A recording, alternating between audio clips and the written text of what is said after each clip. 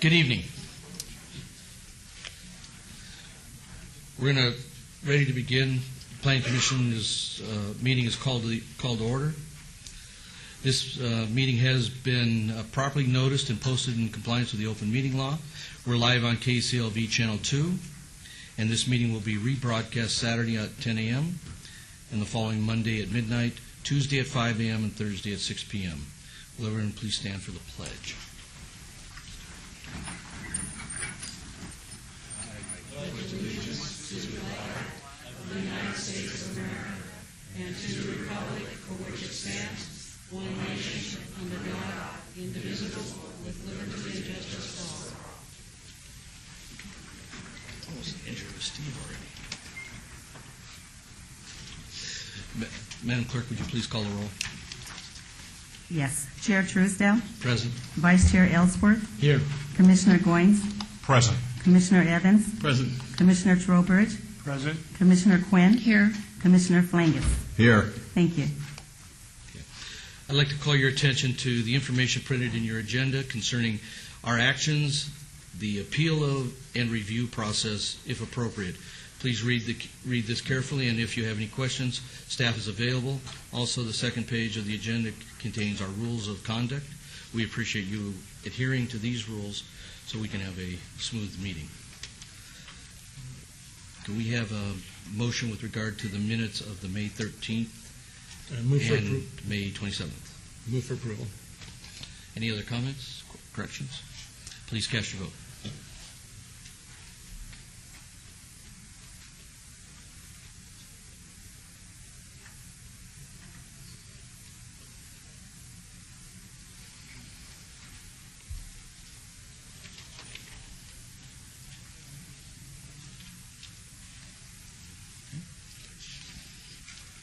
And those are approved. Any item Planning Commission staff or the applicant wish to be stricken or held in abeyance to a future meeting may be brought forward and acted upon this time. Are there any items to be addressed under housekeeping? Mr. Chairman, item number 20, the applicant has requested this item be stricken.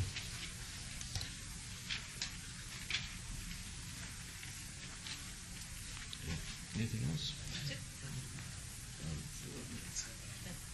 Motion for to strike. Motion for approval of the item be stricken. I'd like to pull items 12, 13, and 14, please. We're not there yet. Okay, all right. There's a motion to strike item 20 from the agenda. This was advertised a public hearing. Is there anybody here that wishes to speak on item 20? Please come forward. Seeing no one, close public hearing. If there are other comments, please cast your vote.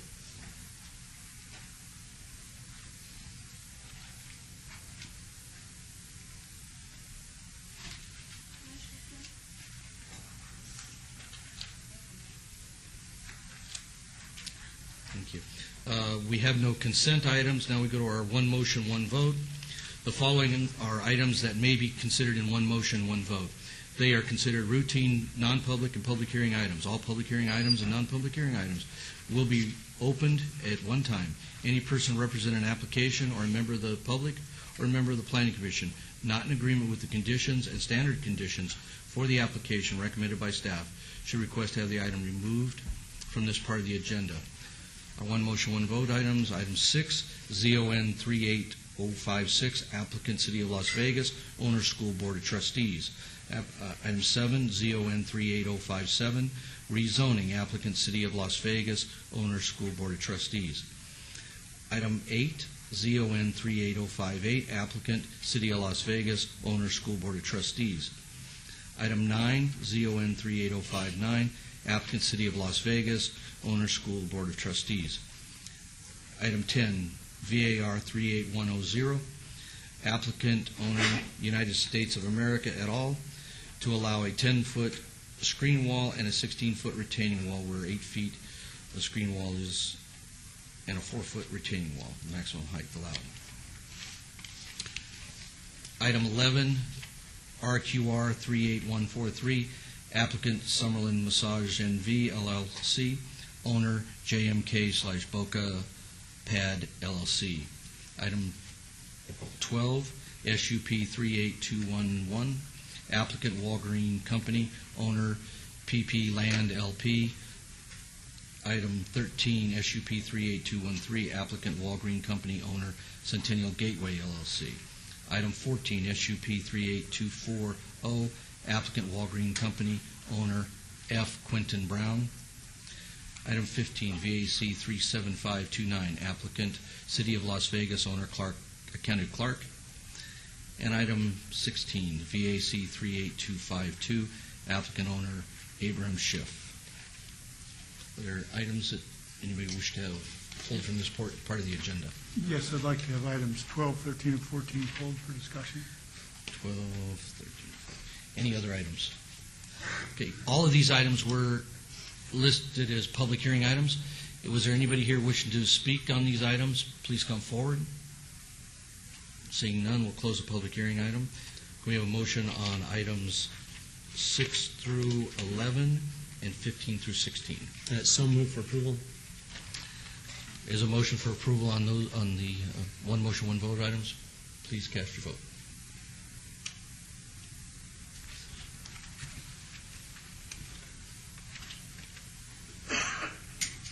And those are approved. Items 6, 7, 8, 9, 15, and 16 will go forward to the City Council on July 21st. Items 10 and 11 are final action in the absence of an appeal within 10 days.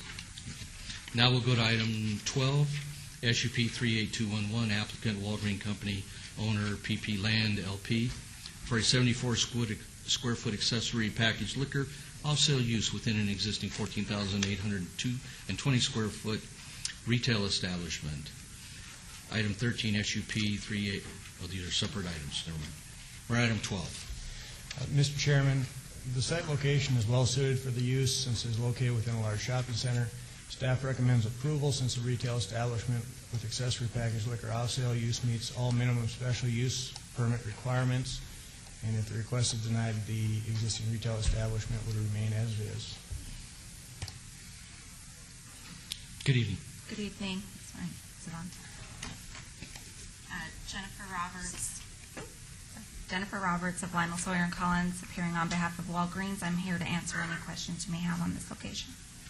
Okay. But we ask that you support staff's recommendation of approval. It does meet all separation requirements. Okay, this item was listed as a public hearing item. Anybody here wishing to speak on this item, please come forward. Seeing no one, close public hearing. Commissioner Trowbridge. In regards to items 12, 13, and 14, they're all essentially the same. It appears to be a business decision on behalf of the Walgreens Company to add liquor as part of their business offerings. These businesses were all licensed prior to and at the time when an attorney representing them came forward and said they would never, ever ask for a liquor license at any of these establishments. And I wanted to just go on the record and find out from staff that these applications have been reviewed and a determination made in regards to their proximity to churches, schools, parks, and other liquor outlets because of the density of liquor outlets can negatively impact a neighborhood, their proximity to homes and all that type of thing. And so we just asked the same question in regards to all three items. Have these matters been reviewed? And it's, Yes, staff has reviewed all of the items 12, 13, and 14 for conformance with the zoning code and the minimum special use permits. For this use, there are minimum distance requirements from protected uses, and none of these items have a minimum distance issue.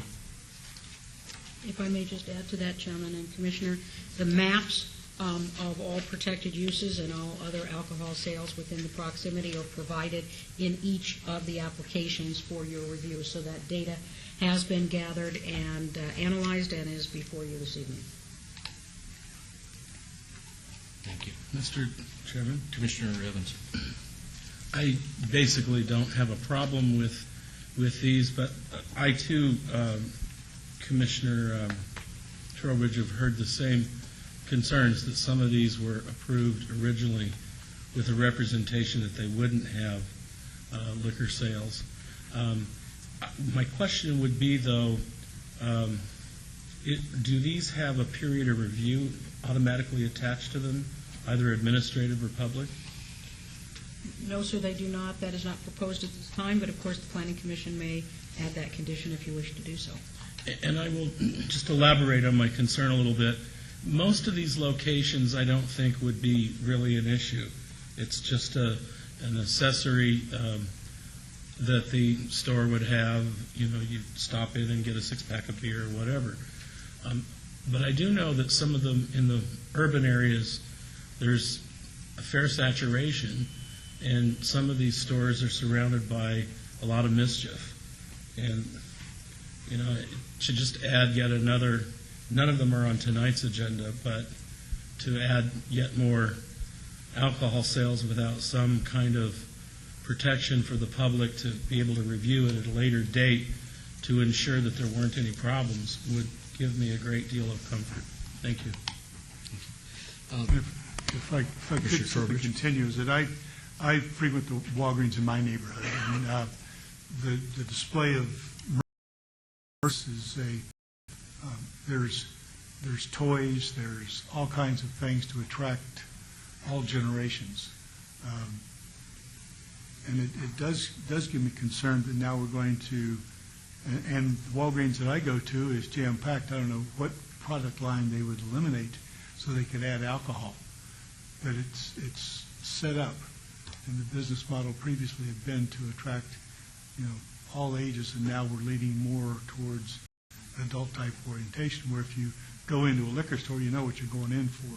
Here you can be going in just to buy candy bars to sneak into the movies or whatever you're going to do, you know. And it just causes me concern. But if we could add a condition to have a one-year review to see if those types of issues do in fact not come up, then I would feel more comfortable.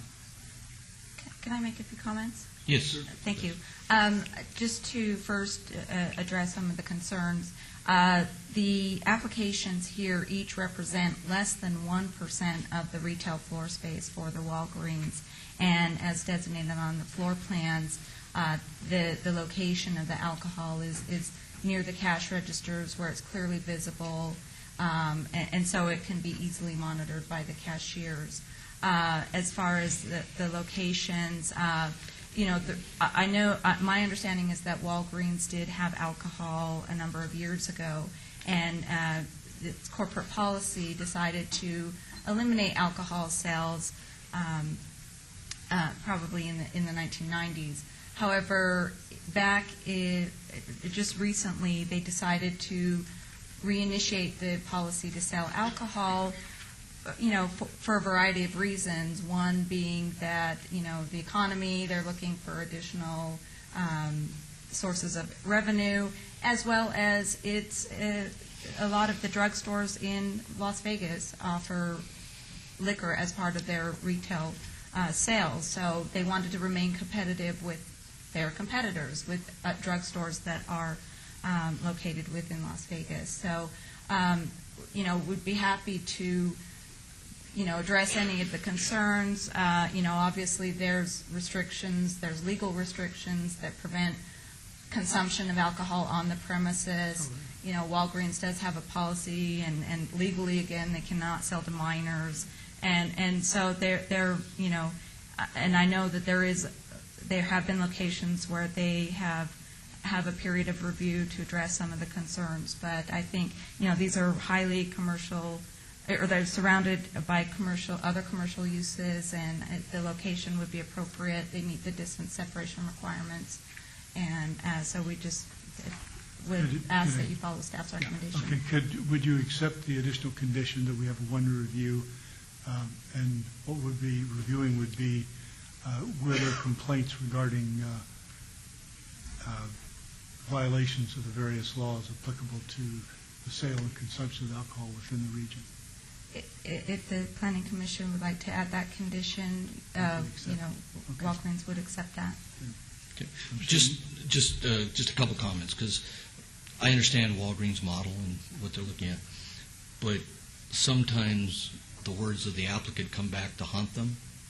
This was a site that, when brought before us, was town center, putting this standalone drugstore on this corner, and when it was represented to us, it was, we're the best for the neighborhood because unlike our competitor, we don't sell alcohol. And that's why you should consider approving this use, site plan and otherwise. And the applicant was very keen on making those representations that, yes, we're not selling alcohol. Now, the economy changes, but the reality is the applicant probably should be painted by their words of their commitments. And that's kind of, this is one site that jumps out because it was a big issue raised by the neighbors adjacent to this site. And obviously time changes our neighbors as well because we don't have a large group down here. But I think at some point we have to try and keep the representations made by the applicant consistent as we go forward.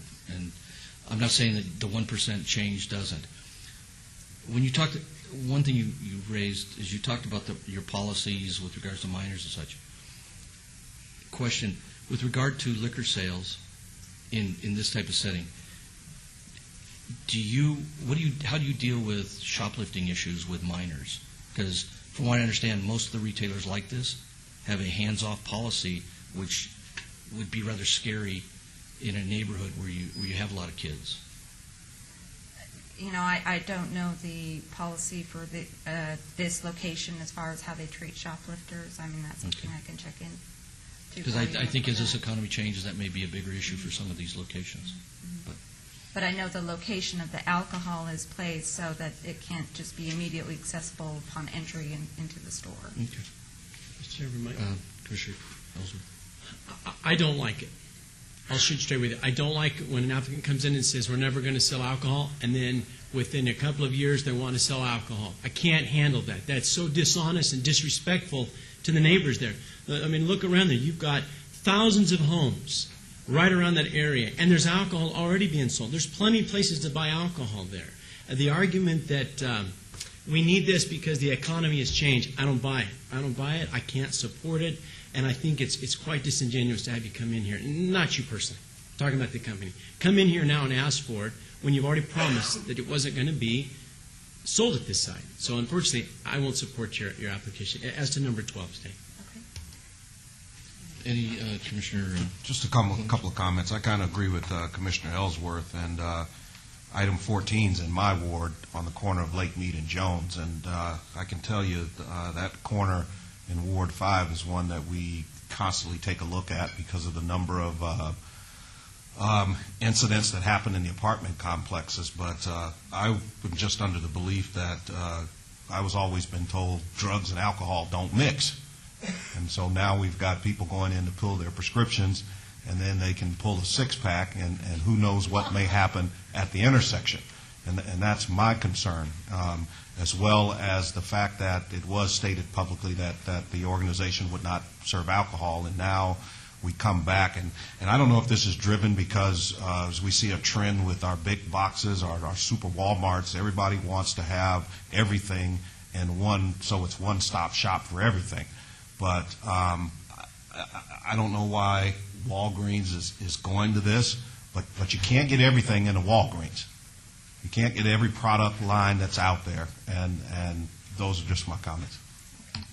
May I just quickly respond? One more comment, and then we're going to take a motion on this. Okay, yeah, I just wanted to say that, you know, this is a permitted use with drugstores, accessory packaged liquor, and the large drugstore competitors also have that use. So that's just something that we're trying to, you know, maintain competitively on a commercial level. Just because it's permitted doesn't make it right. Thank you. Commissioners? Mr. Chairman, I'm ready to make a motion. I'd move for denial of item number 12. There is a motion for denial. If there are no other comments, please cast your vote.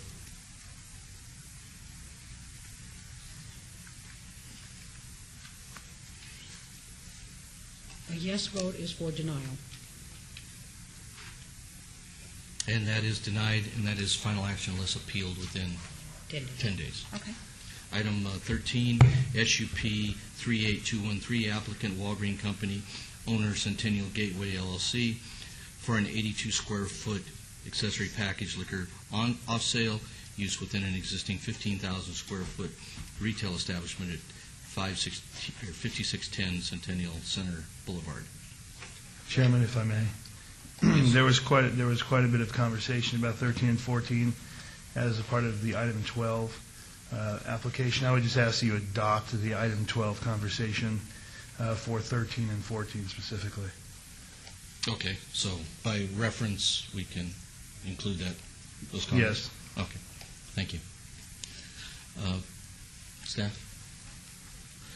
Staff finds the use to be compatible and harmonious with the surrounding area. There are no distance separation waiver requirements on this item, and staff recommends approval. If the request is denied, the existing retail establishment would remain in its current use. Good evening. Good evening, Jennifer Roberts. On behalf of Walgreens, I would just like to ask that you support staff's recommendation for approval. It does meet distance separation requirements, and ask for your support. Thank you. Commissioners? This was advertised as a public hearing. Anybody here wish to speak on this item? Seeing no one, close public hearing. Commissioner Trowbridge. On this one, I would, not trying to sound inconsistent, but the promises weren't made on this location that were made on the others.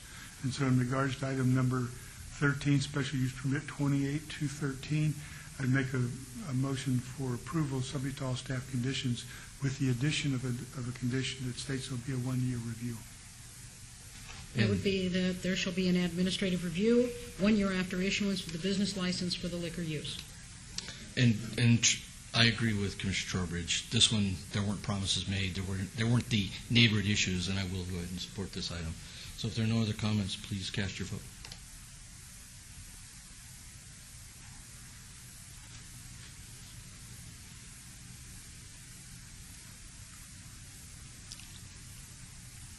And that is approved, and that is Final action in the absence of an appeal within 10 days.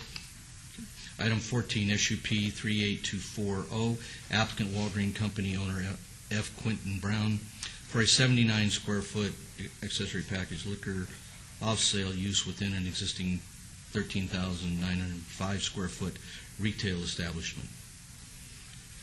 Chairman, same comment. Please specifically adopt the comments from item 12 for item 14. Yes, we will include those comments from items 12 and 13 into this record. Mr. Chairman, the proposed use does meet all Title 19 requirements and distance separation and can be conducted in a manner that is harmonious and compatible with the uses in the existing site and with the commercial uses on adjacent sites. For these reasons, staff recommends approval. Thank you. Good evening. Again, Jennifer Roberts on behalf of Walgreens. Just wanted to ask that you support staff's recommendation for approval. Again, this does meet the distance separation requirements. All righty. This was advertised as a public hearing. Anybody here wishing to speak on this item, please go forward. Seeing no one, I'll close public hearing. Just a question.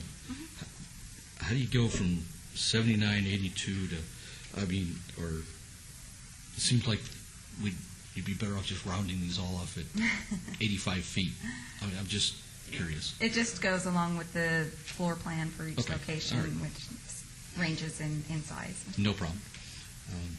Commissioners? Commissioner Goins? Mr. Chairman, I'm going to make a motion for denial. I think this is oversaturation in the area. Okay. Motion is for denial. If there are no other comments, please cast your vote.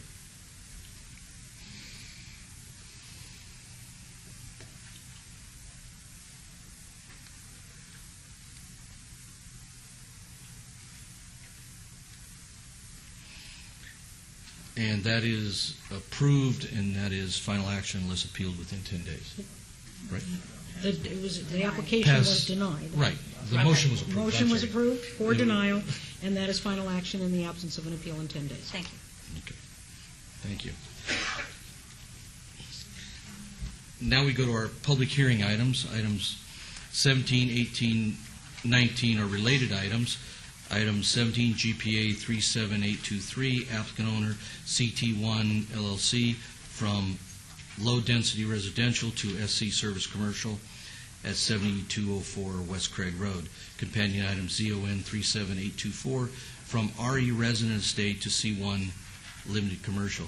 Item 19, SDR 37940, for a proposed 4,195 square foot financial institution general with drive-through with a waiver of perimeter landscape buffer requirements to allow a 0-foot wide landscape buffer along the south property line where 15 feet is required.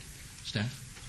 Mr. Chairman, this item was held in abeyance to allow the applicant time to consider a motion for a reduction in zoning from the requested SC service commercial on the land use in C1 to an O office designation and O office designation on the zoning.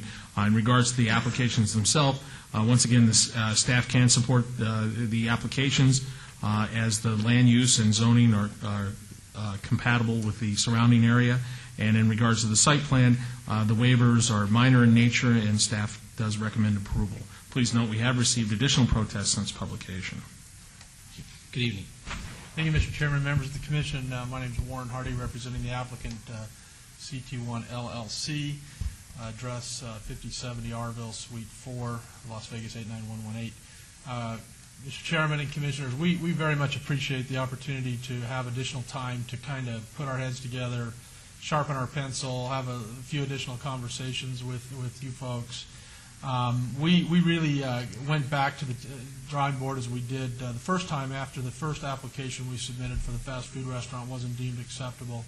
Really tried to do our due diligence to see if there was something we believed over the course of the next 3 or 4 or 5 years we could attract in terms of an end user with an O designation. We are absolutely convinced in our due diligence, in our work, that we're not going to be able to do that. We feel like we have an end user in place. As you know from our previous discussion, they are insisting as a term of the contract that we deliver C1 zoning.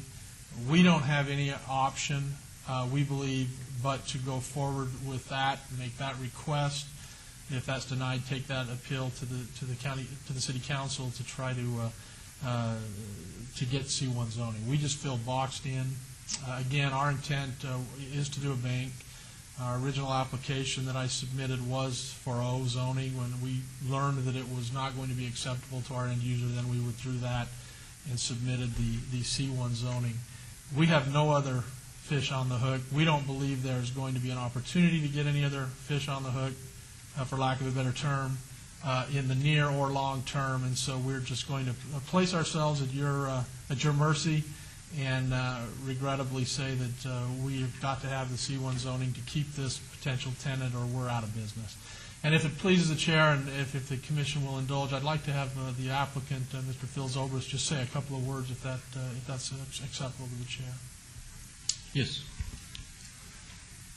I'd like to take just a couple of minutes. My name is Phil Zobrist, 2870 Quartz Canyon, Henderson, Nevada, 89052. Been in Las Vegas since 1954. Went in business for myself in 1970 when we owned the old ice plant down on South Main Street, 612 South Main. It's a big green building that's no longer there.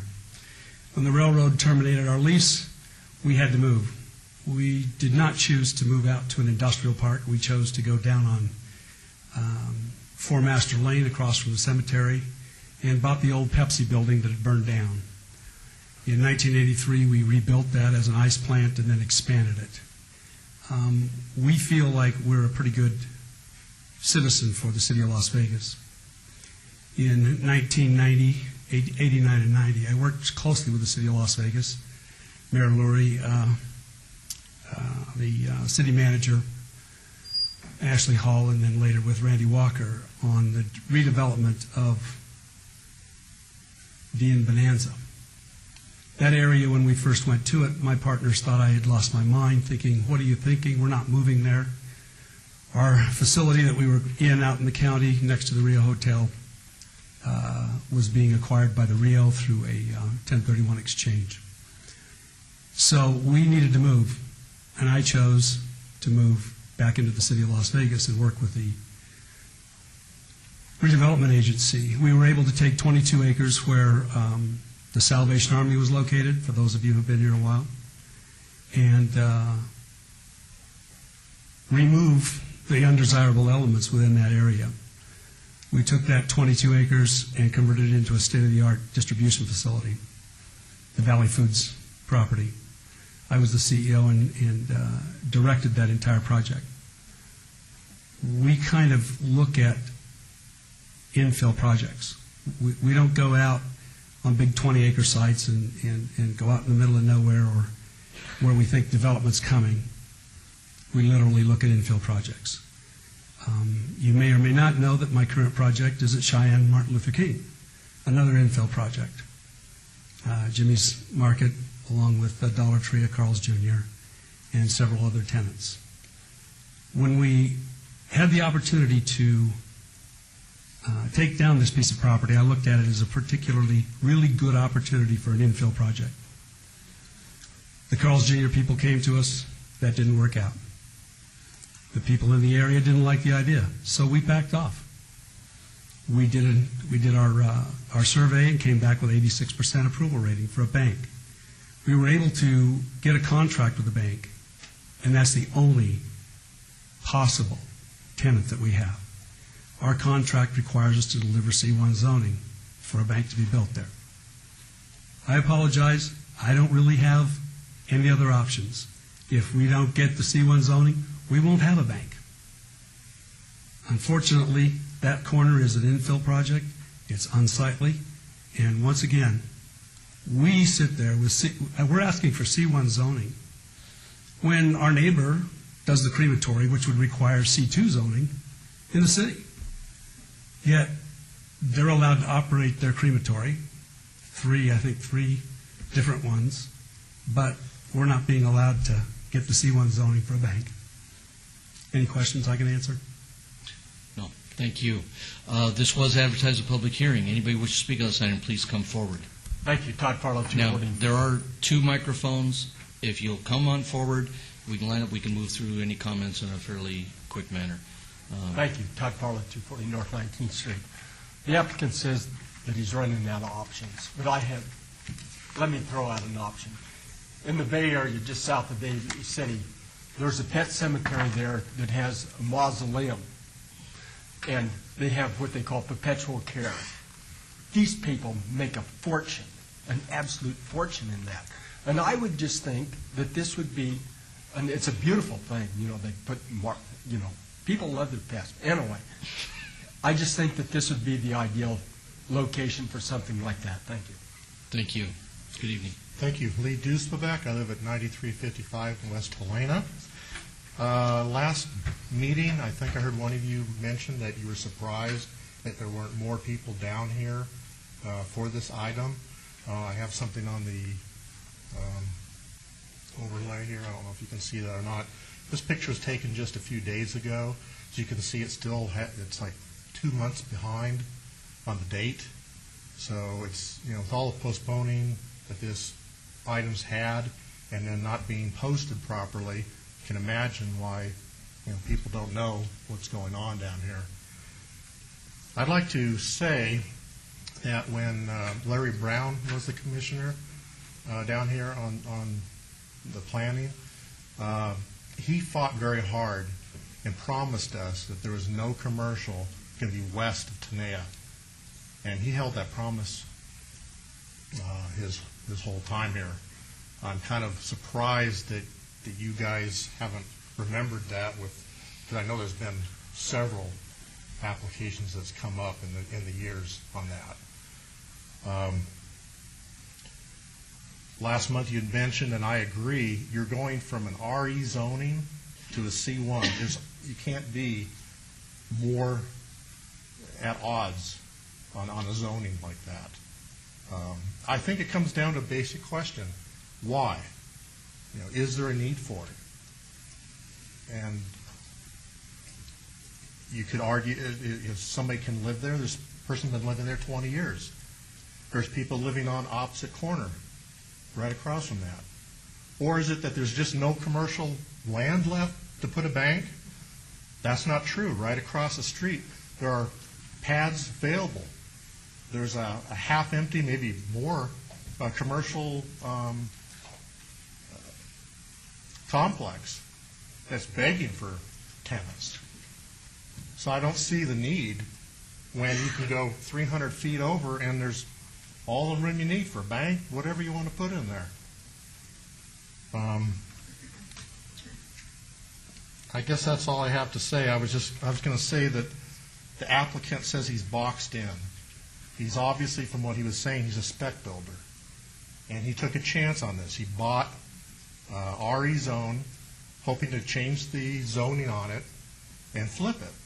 And things don't always work out the way you want it to be. That's all I have to say. Thank you. Thank you for letting me speak. My name is Kim Fiegel, 3810 Reflection Way, Las Vegas, Nevada, 89147. President, Doric Enterprise, DBA Craig Road Pet Cemetery. For our 31-year history, we've just surpassed 6,600 interments, burials. There's different ways to refer to them. Out of those 6,600, 59 of them are working canines that are for various government agencies, and they did their time, or they served their community. Out of that same number, 151 are human cremated remains that they elected to be buried with their pets. So on their behalf and on future burials' behalf, we request that you do not give the zoning for C1. And I'll take any questions. Question, I guess, raised by one of the things, just so and then we can go to the rest of the speakers. You run a crematorium or multiple crematoriums on this site? Yes, sir. What requirements do you have with regard to that state requirements and county? All the land is designated RE. The 4.2 acres of the pet cemetery is RE. It is also under Clark County's jurisdiction. All we have to do is get a special use permit for the crematories and also a special use permit for burial. And you have those special use permits? Correct. Is a special use permit because of the commercial nature of the business, or is it? Well, not known to many people within Nevada, you can designate a section of your yard a cemetery, and then it has to be inspected, and then you pull a special use permit. And then, because there's an NRS code for no burials at home unless you have that special use permit. And then if you do decide to move, then you have to disinter those remains and have it re-inspected. So, and then they would deem it back to residential property instead of cemetery property. There's also a few other NRS codes which we won't get into them. Mr. Chairman. Commissioner Ellsworth. I'm struggling with your logic here. You run a business on that lot. Yes, sir. And it's a pretty active business. You got a lot, 6,200 burials, 6,600. As of today, 6,625. And you bring in hundreds of animals a week in there to cremate, right? Yes, sir. And yet you struggle with someone wanting to put a bank next to it. I don't understand that, because when they're running a bank, there are going to be cars in and out, just like there's cars in and out of your business. Why should you be allowed to, but them not? I don't understand your logic. My logic is this, that in any cemetery within southern Nevada, as far as I know, the division between any type of C1, 2, or 3, whatever it happens to be, in a cemetery, even a city-owned cemetery at Woodlawn, the division is at least a street. It's not a property wall, but it's at least a street. And then most cemeteries that I'm aware of, they're RE property. Thank you. Mr. Chairman, I have one quick question. Sure. You mentioned the NRS that allows for human remains with a special use permit. Does that mean I can, with a special use permit, plant grandma in my yard? Well, with a special use permit, yes, you could. But the NRS doesn't cover that. The NRS covers, one of the NRS codes is if you're going to have a pet cemetery, it has to be a minimum of 5 acres. And we're down to 4.2 because of the parcel. You're saying it's permissible, though, under certain circumstances? Yes. Okay, thank you. Thank you. Okay, thank you. Good evening. Good evening. My name is Lynn Ratcliffe. I live at 3628 Chateau Meadows Street, Las Vegas, Nevada, 89129. I've spoken with the city attorney. I did not feel that there was sufficient notice for this item, and that was approximately a month ago. You saw the sign that's along the street. I was up there a couple days ago, and it's still the same sign from months ago.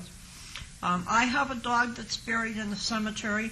Prior to the time I had the dog buried there, I called the Planning Commission and I asked them what the status of the lot was, and I told them that this item was off the agenda and it wasn't going to be zoned commercial. So I went ahead and had my dog buried there, fairly close to where this property is located. And, I kind of feel that I and a lot of other people have animals buried up there. I own the plot that my dog is buried on. I should have been notified in some way. A sign along the road would have done it. A sign at the pet cemetery would have done it. It didn't have to be directed, definitely to my house. I wouldn't mind a bank. My CPA actually was interested in that property. He had been across the street in the Albertson Shopping Center and was turned on. So he's now moved down onto North Decatur. I wouldn't mind a CPA's office there, but I wanted to be respectful to the cemetery. It's a cemetery. My loved one is buried there.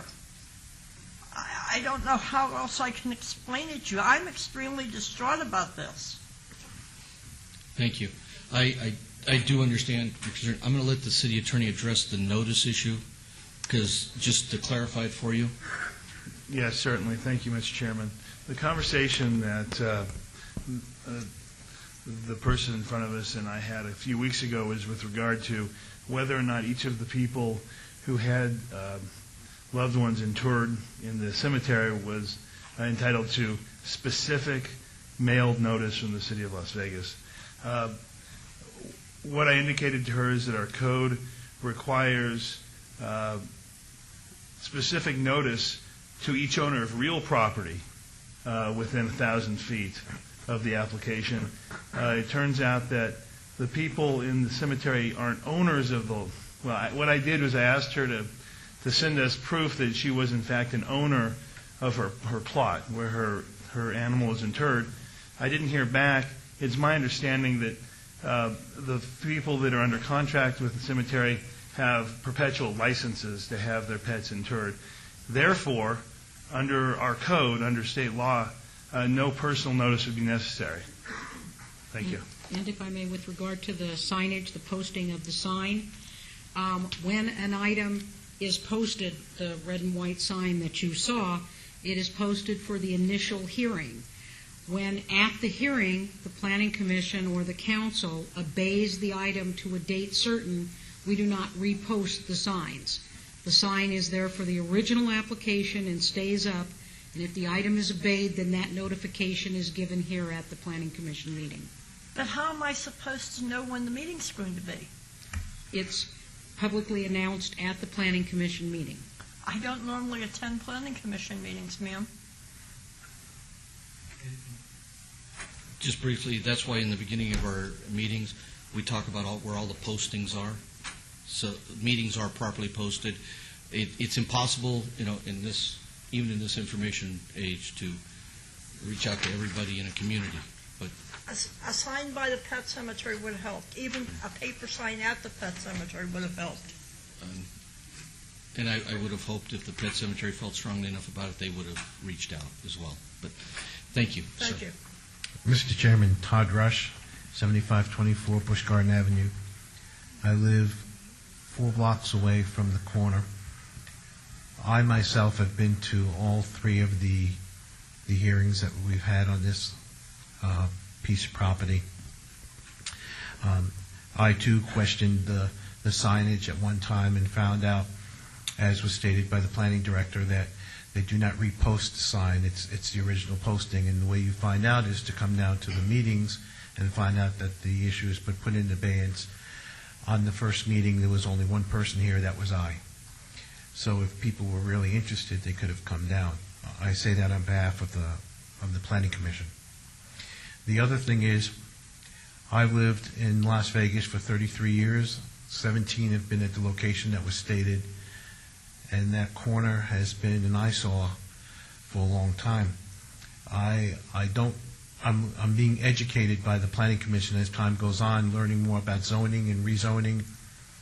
But what I do ask is that the planning commission work with the applicant as they work with the residents in that area in doing their surveys and finding out what kind of operation they would like to be put there, and find a way to settle this corner. I, too, have been an advocate of no commercial property west of Tenaya.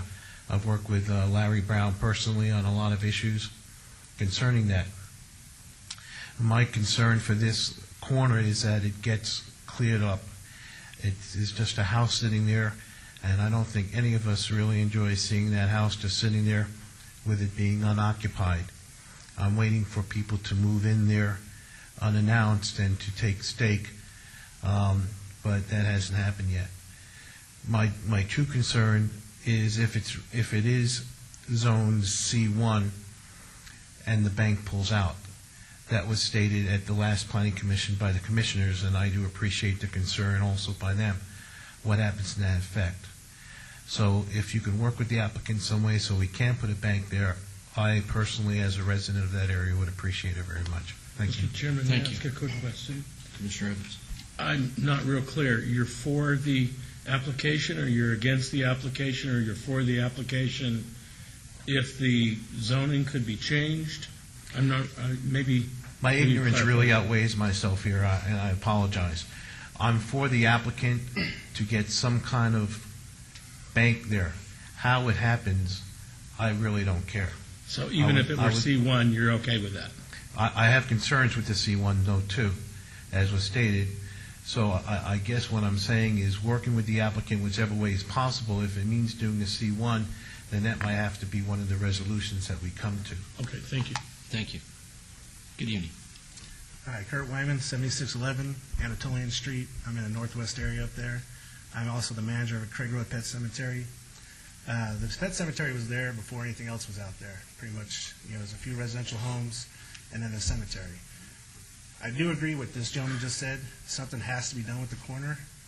The problem is if you allow the corner to go C1, every corner from Buffalo to Durango is going to go C1. And Chip Maxfield fought very hard, along with Larry Brown, to keep that rural area preservation is what they called it. So there's been a lot of fights, been a lot of things.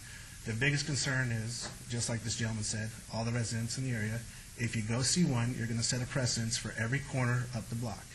And if you go up the block, there's empty lots all the way up there. So every corner is going to have some kind of Rebel gas station, Terrible Herbst, you name it.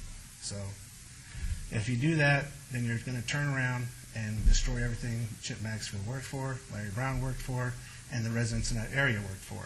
So that is my main concern, is being a resident in that area and the residents of the area. So that's pretty much where I'm at. But I do agree that something does have to be done with it, but if you go C1, it's going to open up the whole block. Okay. Question, just you've worked for the pet cemetery for how long? 7 years. 7 years. Was this at one time the caretaker for the cemetery, this residence? Or part of the cemetery? One of the old owners, it was the mother that lived there. The old owner's mom lived there in that house. Mm-hmm. And then there was a gentleman that worked. He rented the house there. Yes. Okay. And so, in essence, somewhere along the road, the ownership of the cemetery spun this corner off, hoping to get some revenue out of it. Correct. But yet they don't want anybody to benefit from it. I'm just trying to put together some history. Exactly. The history on it is the old owner, Tony Clayton. He wanted to make money on that corner lot. He figured eventually someday he could try to go commercial. He tried to sell it to a company called Marinita Development Corporation. They realized that they couldn't do C1. They backed out. Then he tried to call us and say, hey, I can't get rid of it. Do you guys want it? He wanted $800,000 for it. We said, couldn't afford it. So in a 5-day cash sale, he sold it to the CT1 Corporation for $200,000. So they took that, figured out, we'll get, hire somebody, we'll flip it to C1, and we'll make a ton of profit. That's the history. Okay. So it's okay when the cemetery wanted to flip it for profit, but it's not okay for somebody else to It was look at it that way. Correct. It was the old owner trying to cash in. Unfortunately, the old owner is not there anymore. You have families that care about the people, care about the neighborhood. They've worked within the people in the neighborhood. Unfortunately, the old owner, yes, he tried to flip it and make some money, and he couldn't. So now he sold it to these guys, so you let them do it. But he took $200,000 and ran. But in essence, it's the same ownership, even though it's you bought a business or whoever bought a business, but it's the same ownership that wanted to capitalize off the pet cemetery, the crematorium, all of those items, but don't want, now they don't want something to happen on the property that they participated in selling. Now, I'm not saying it's a current, Correct. but this all started under one ownership. This all started under one little deal here. Correct. It was one by Tony Clayton. And I'm just trying to, for the neighbors, for the property owners, for even for the applicant, is just trying to be, it's really disingenuous to be part of the sale of a property and then be the person arguing against the use of the property if you knew what it was being sold for. Right. So that is, as long as we're all clear on that, that's, Right. I'm just trying to The old make owner called some the new sense of that. owners and tried to sell it back to them for about $800,000. They said that, one, they couldn't afford it. Two, wasn't, the value of the land wasn't that much, for that much. So he contacted the CT1 Corporation and flipped it to them for $200,000 cash in 5 days. Okay. Thank you. That's where it's coming from. All right. Anybody else wishing to speak on this item, please come forward. Come on forward. Good evening. My name is Robert Coughlin. I live at 7504 Cathedral Canyon Court, Las Vegas, 89129. This gentleman had a meeting at Myron Leavitt Middle School a couple of months ago, and the subject of the bank came up at that time. Although I wasn't in favor of anything west of Tenaya, as several people have already discussed, the bank seemed to be the least objectionable of the evils that were offered. The Carl's Jr. was out of the question. But the only question with the bank is the ingress-egress on Tenaya. I don't know how they're going to get in and out of that without causing a nightmare to the McDonald's and the rest of the street going north. On the second note, this gentleman that just spoke talked about the danger going farther west on Craig Road. The next street over on the west side of the pet cemetery, I believe, is Monte Cristo. Somebody will stop me if I'm wrong. That's an empty corner. The next corner up is Buffalo and Craig. Many years ago, we fought off an attack on the northwest corner of somebody who wanted to put in a little mini strip mall, 7-Eleven, Stop and Rob, and a few shops. Well, what can I tell you, in the middle of the night? Across the street, farther up the street, the handwriting is on the wall. Now, the bank I can live with. If you have to go C1 with a little asterisk by it for a bank, I can't fight with that too much. But if you have to go C1, something happens to his plan with the bank, we're in the bottom of the bowl, and we wind up with something that is totally objectionable. Plus the precedent, I don't know if this is working or not, plus the precedent of the land west on Craig Road, those empty corners. We've been entirely happy out there with the rural designation, and that's important to us. As this gentleman spoke a few minutes ago, he's an original owner in Deerbrook, as my wife and I are original owners in Deerbrook. And we really don't want to see those corners turned into something ugly. Thanks very much. Thank you. Anybody else here wish to speak on this item, please come forward. Seeing no one, I'll close the public hearing. I'll give the applicant a minute to respond to any questions raised. Thank you, Mr. Chairman, very much. Just to respond quickly to a couple of items, there was some conversation about notice. I think it's been illustrated that we followed precisely the requirements that we were required to follow. I do want to remind the Commission, however, that we took the extra step when it became apparent that the neighbors would not accept the fast food restaurant application. We took the extra step of hiring a firm, not to phone call, not to do a 30-person sample poll, but to go out door to door and interview all of the residents that are within the notification area. The number of folks that supported a bank at that location without any reference to C1 zoning, without any reference to what zoning it would take to acquire a bank, was close to 90% of the residents supported a bank without any discussion or reference. And I went through and read each of the comments from those residents, and not one of them said, yeah, okay, if it's not C1 zoning. The first gentleman that spoke to the issue of plenty of land being available to do a bank in that area. I agree with that. That's precisely our problem. That's why we don't have any bargaining chits at all with the bank. Because their position is, if you can't give it exactly what we want, no problem, we'll go 2 streets down and build a bank. So I want to be very clear to the residents and to the commission, we're not talking about the bank or something else at that location. We're talking about a bank or a vacant house in perpetuity, because I don't know what the land could potentially otherwise be used for. Because if you look at the additional applications that a C1 zoning would accommodate on that property, most of them are too large to be put on a 1-acre parcel. I don't believe, after doing an in-depth analysis of what potentially could be put there, that items that don't require a special use permit to come back here won't be accommodated by a 1-acre parcel. I want to speak to the comment made by the pet cemetery. Well, first of all, let me speak to the precedent issue. If you go out and really do a close analysis of that area, there's going to be no precedent for moving. There's really no areas until you get to the restoration district, or I can't remember what it's called, but that would accommodate much more commercial development. And I would respectfully submit to the pet cemetery and to this commission that the precedent for commercial zoning has already been set on that corner, and it's been set by the pet cemetery. And it's been set in such a way that we have no ability to use the property that my client has for its current zoning.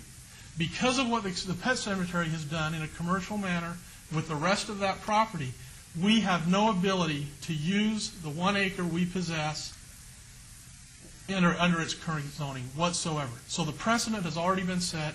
It's been set by the pet cemetery, and it's been set in such a way that renders our property worthless under the current zoning. I do want one more time to thank the Commission for the inordinate amount of time you spent on this issue with us, particularly your staff, who has bent over backwards to help us understand this issue. They've really gone the extra mile, and I really appreciate the work that they've done. And with that, Mr. Chairman, I'll sit down or answer any questions you might have. Thank you. Commissioners? Commissioner Ellsworth? Yes, there's 3 items here, and number 19 is the SDR, right? Right. And that's for a bank. And this is going to be a bank. It's not going to be something else, it's going to be a bank. Is that my understanding? That's correct. And that's the applicant's representation, this will be a bank. That's correct.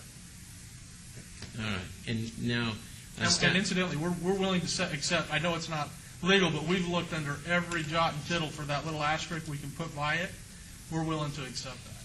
Well, we kind of have that asterisk with the SDR. And that's why my next point is going to be is how the SDR gives some control, because if they want to come in and do some other development, they're going to have to bring that before the Planning Commission. Is that correct, or is that incorrect? Mr. Chairman, if I may. Well, Margo, if you'd like to respond, go ahead. Right. The issue is that to build the building, that would be an SDR. But if the use within the building does not require an SUP, then all you will be analyzing is the physical development, the site plan. Only those uses that require an SUP would you be also deciding on whether the use is acceptable. As in this case, a bank is allowed outright. So you are not approving the bank use, you are approving the physical site plan for a building that the applicant is proposing to be a bank use, but you are not approving the bank use. And Mr. Chairman, if I may add through you to the Commissioner, based on the conversations we had with our survey with the community, every use that they find objectionable based on our conversations with them would require a special use permit. Such as? Convenience store, car wash. Although there was some exception, there was some, that's my understanding, I apologize if I misspoke, but selling the liquor at a convenience store and that kind of thing, I understood would require a special use permit. But if they wanted to do a liquor store, neighborhood market without liquor, we don't see that. Just the building. That's the. I want to be straight with everybody here, because that's really the crux of some of the things that were raised by by a few of the people, so, but just so we clarify that one. Mr. Chairman, under a C1 zoning, it's my understanding if they wanted to do a Carl's Jr., they wouldn't need to come back before this board on a special use permit. So what we end up is losing the battle in the long run should the bank decide not to go there. Now, I support the bank being there. I think it's a great use of the property. The problem is, all you need for a zone change to support a bank is an office designation. And that, to me, ends the problem for all of us right now. And for some reason, your bank is insisting on a C1, and it kind of boggles my mind a little bit, being a lawyer, that I know you can change a contract very easily to just put an office designation. So then it makes me wonder what the motivation is. Because if you can accomplish what you're trying to do with a simple office designation, why do we need to be arguing about a C1? And so I'm willing to support your bank with an office designation. However, if you're going to go forward with a C1 designation, you won't have my support, and I'll be making a motion to deny. Commissioner, if I may. I just wanted to say that through the internet we got a letter from Miss Julie Chadburn, and she reminded us that, years ago Chip Maxfield annexed this property over to the city into the hands of Larry Brown with a promise that it would never be commercial. And I think Chip Maxfield and Larry Brown are men of their words, and I think they would be really saddened to think that something they promised all these neighbors all of a sudden changed. I know the area. I know people with dogs there. I know people with horses buried there. I know people around the area that own horses there. And I would have to agree with Commissioner Flangus that if you're really going to build an office, then make it an office zoning. And if you're going to change it to C1, my concern is how are we going to say no to the next person and the next person and the next person down the street? And before you know it, at the base of the mountain, we're going to have something on every corner. And there comes a time where you have to just stand up and say enough is enough. And for me, this is that time. Thank you. Thank you. Any other questions? Commissioner Hauser? I do. I'm confused still. My understanding is, because Mr. Flangus made a good point, and that is, if we approve a C1 and they want to come in and put a Carl's Jr. after the fact, there's nothing we can do about that. And that's not my understanding. So I need some help here. Again, you would review the site plan, the structure, the parking, the landscaping. You would not review the use. The use is allowed outright by the zoning. All right, so under the present SDR, they've got to build that building that they submitted to us, which is the bank layout, right, with the drive-up. It's that structure. Right. All right, so the drive-through banking, that structure, that's what they got to build. So if they build that, and then later Carl's Jr. comes in and says, or any restaurant says, we want to use this restaurant, they have to use that exact building if they want to conduct their business. If they want to make any changes to it, they got to come to us first. They can make minor changes. Yes. Minor such as? Changes that meet code. Mr. Chairman, if I may. Commissioner, I think the easiest way to put this is this commission doesn't have the power to restrict use by site plan review. So you couldn't have a condition on this application that said you may not use this site for the following things. Site plan review is for aesthetics and for site layout primarily. I hope that helps. Okay. And just to follow up on that, I think this commission has been pretty consistent, and I know I have, on trying to lump the general plan amendments with the zoning tied into the site development reviews. Because there was a time when we would get requests to change the general plan and to change the zoning with no idea of what would be built there. And I think that changing the general plan and changing the zoning, that hurdle has already been achieved. And then creating the site plan is a lot more easier to get through. So I understand the caution that the commissioner has expressed. Commissioner Flanks? Well, if the applicant is prepared to accept it as an office, I'd be more than happy to make a motion to approve. I think the motion is acceptable either way, because it is a GPA. Okay, I would then move to approve this as an office, and that would be item number 17, GPA 37823. So the motion is to approve the general plan amendment change from low-density residential to O office. Any other comments? Please cast your vote.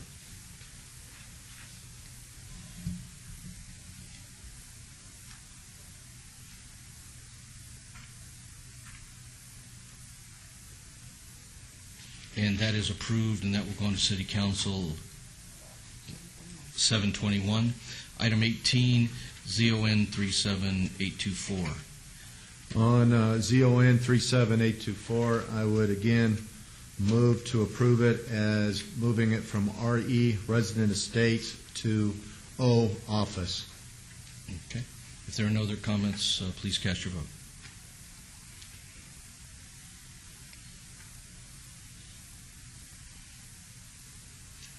And that is approved, and that too will go on to City Council. Item 19, I'm sorry.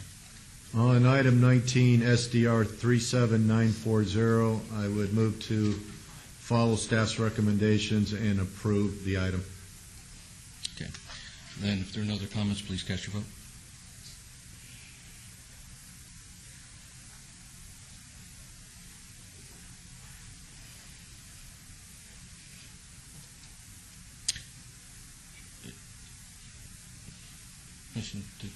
Is that correct, Commissioner Quinn? Okay, that's fine. Motion is approved, and that will go on to City Council. All these items go on to City Council on July 21st.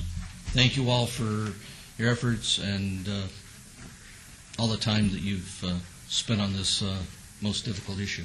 Thank you. Item 21, applicant. No, excuse me. SDR 37946, applicant, Resort Gaming Group, LLC, owner, 220 North 4th Street, LV, LLC, et al., for a proposed facade modification and the addition of a service yard, a portico share, surface parking lot, 25-foot addition on the roof of an existing hotel casino with waivers of the downtown Centennial Plan, streetscape, utility, and parking lot landscaping and screening requirements at 220 North 4th Street. Before we begin, I need to make a small disclosure. This item came before us about 30 days ago, and in reviewing this, I voted for the abstention or for the abeyance of the item. But in the meantime, I've clarified that I do have a client that's involved in an adjacent property. So in the abundance of caution, I'm going to abstain on this item and turn this over to the Vice Chairman. Thank you. Staff? Mr. Chairman, this request is for modifications to an existing hotel and casino, including facade improvements to the existing buildings, a new surface parking area with a new portico share and building entrance, a new central plant that will contain the majority of the hotel's mechanical equipment, and a new pool deck is proposed to be added to the roof of the existing eastern building, as well as a 25-foot tall building extension for meeting rooms. The casino will not be expanded. Since the last commission meeting, revised plans have been submitted which depict the project in substantial compliance with the Downtown Centennial Plan. The requested waivers are minor in nature and supported by staff. The site plan was revised today by the applicant, and that is included in your blue sheet updates to indicate that APN 139-34-510-014, also known as 215 North 3rd Street, is not a part of this application. If denied, the site will remain as it is, pending approval of a subsequent site development plan review. If approved, planning has 2 additional conditions and 1 revised condition. The additional conditions are that the first one, APN 139-34-510-014, also known as 215 North 3rd Street, is not a part of this application. And the second one is this site development plan review, SDR 37946, does not modify the previously approved site development plan review, SDR 4835, with regard to travel lanes and on-street parking for the vacated Third Street.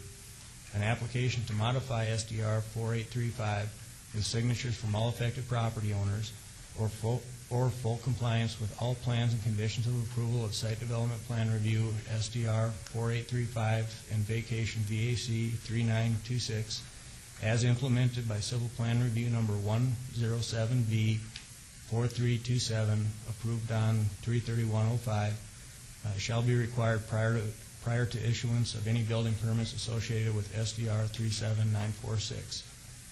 And then the revised condition is for condition number 2. All development shall be in conformance with the site plan and landscape plan date stamp 6/22/10 and building elevations date stamp 4/13/10 except as amended by conditions herein. Thank you. Mr. Chair, if I may. Yes, please. Public Works also has recommending a additional condition on the SDR item number 21, and that condition is provide a copy of a recorded joint access and parking agreement between this site and assessor's parcel number 13934510014, Ace Loan Company, 215 North 3rd Street, within the 3rd Street alignment prior to the issuance of any permits for this site. Thank you. Good evening. Do you accept all those conditions as they were read in and amended and updated? To make it short, yes, I do. Oh, good. I was afraid you were going to ask to have them repeated. No, I was not going to have them repeated.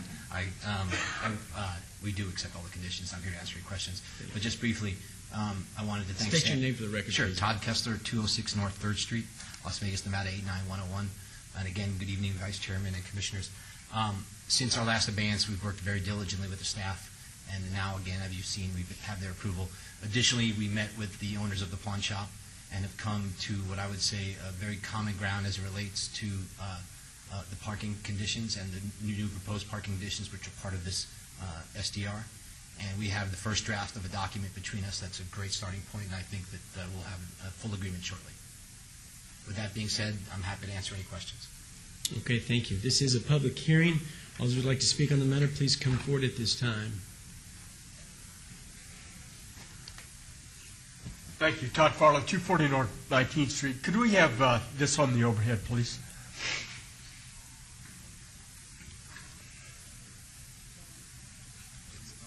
No. Now it is. Staff was saying, was reading in that there was a lot of it that wasn't a park. Could the applicant point on this, what they were talking about is not a park? Sure. And it's not a great picture, and if my architect might be able to bring one up, I could point it out. I think it's a great picture. Okay. To point out what you're asking for, it's not a great picture, but it is a great picture. There's a pawn shop that's located approximately here. Thank you very much. The property extends to the middle of the street. That is not part of this. And on our site plan, we've amended it accordingly. Thank you. Stephen Glade, 7201 West Lake Mead, number 108, Las Vegas, 89128, representing B&F Trust, the owner of the pawn shop. Have met with Mr. Kessler, who has been solicitous and cooperative. We are inches away from a recordable contract that will satisfy our concerns and the concerns and conditions of staff as well. A lot of expertise has been focused on our issues by staff counsel, by the city attorney. We appreciate that. That's helped very much. Thank you. Anyone else like to speak on this matter? Seeing none, we'll close the public hearing and turn it over to the commissioners. Mr. Chairman, if there's no comments? Well, I have a couple comments. I just wanted him to point out all the cool stuff since the last time we talked, and also along we had mentioned some trees along the sidewalk. And we've with some graded. Could you Sure, I'll point those things out? They're not on for this us? drawing because this is one from previously, and I understand. it's 3D oriented, so it's very tough to change. But again, we took staff's recommendations to heart and implemented the additional tree requirements that they requested. Those were along Ogden and a portion of the landscaping buffer within the surface parking lot here. Okay. Will those be mature trees along there? There'll be trees pursuant to code. I mean, mature is, that's a broad, yes, they're mature Well, trees. let me ask now, They're- what type of trees are we putting along there? 36. We have 36. We have 5 36-inch box carob trees. I'm sorry, those are the existing. And then 5 36-inch box live oaks. Then there's a significant number of shrubs that will also be added. In addition to the 9 trees really being added along Ogden, there are additional trees being added along the 3rd Street corridor. Yeah, this is a landscape plan, which will show you folks much better. These are the trees that we're talking about. 36-inch box, they're fairly standard and they're fairly large. They're good size. They're not huge, but they give an opportunity to grow, but Those are the they're trees. larger than the 24-inch, and 36-inch box is pretty standard. And then back to the cool stuff, unless you have any further questions on the trees. I'll put back the other one. And as indicated, probably the oh, sure. Thank you. Probably the most nicest or cool feature would be our pool deck, which is going to be a very hot spot, if you would, for cabanas and pool action. And we get a lot of sun right there, so it's a great spot. It'll also bring the street to life because you'll be able to physically see what's going on up there from Fremont Street. We're adding a coffee shop along this side of 3rd Street, as well as a restaurant venue that's proposed to be a tacos and tequila bar. We're also bringing back to life the 24/7 restaurant that existed inside the casino. And we're putting inside the West Tower another additional restaurant next to that lobby. And there's plans in the future to put out another restaurant down on the corner of 4th, directly across from the Law Museum. So there'll be a lot more entertainment venues, a lot more restaurant venues, and a lot of other neat features that'll go on within an updated casino. It'll bring it back to life to the standards of a boutique-style casino that you see here in the Valley. What about, wasn't there some concern about the path that the limousines have to take to get in there? We're talking about some Right, we were able to work through those screening issues and the size of the driveways with that. What do we do there to Well, reduce them, increase them, or? Instead of the screening, if you recall, for the service yard, the CMU, decorative style CMU all was chosen, and that's what staff's recommending approval for. Additionally, the 3-lane entrance for the porte cochere that comes in along here is the three lanes wide, so it'll allow for the turning of the limousines. Thank you. Any other commissioners? Mr. Evans? Chairman, yes, thank you. My motion would be to follow the staff's revised recommendation for approval on SDR 37946. And I think I speak for all of us in that with thanks and gratitude for being able to work with the staff and get to the point where they can recommend approval, and ultimately we can pass this forward and get it go. And my final question to you prior to the vote is, when do you anticipate some of this being achieved and Sure. fruition? If all goes on track, it's opening, it would be towards the last quarter of 2012. Okay. Thank you very much. Motion would be for approval, following all the conditions as well as the amended commissions read into the record by both planning staff and Public Works. Before we cast the vote, I believe the city attorney has a comment. Yeah, thank you, Vice Chairman. I would just like to say for the record that in your supplemental information this evening, you got the latest site plan received June 22nd, 2010, that shows that the area in front of the pawn shop up to the center line of 3rd Street is not a part of the site plan. Thank you very much. And that does not change your motion as standing, is that correct? The motion's pending. Please cast your vote.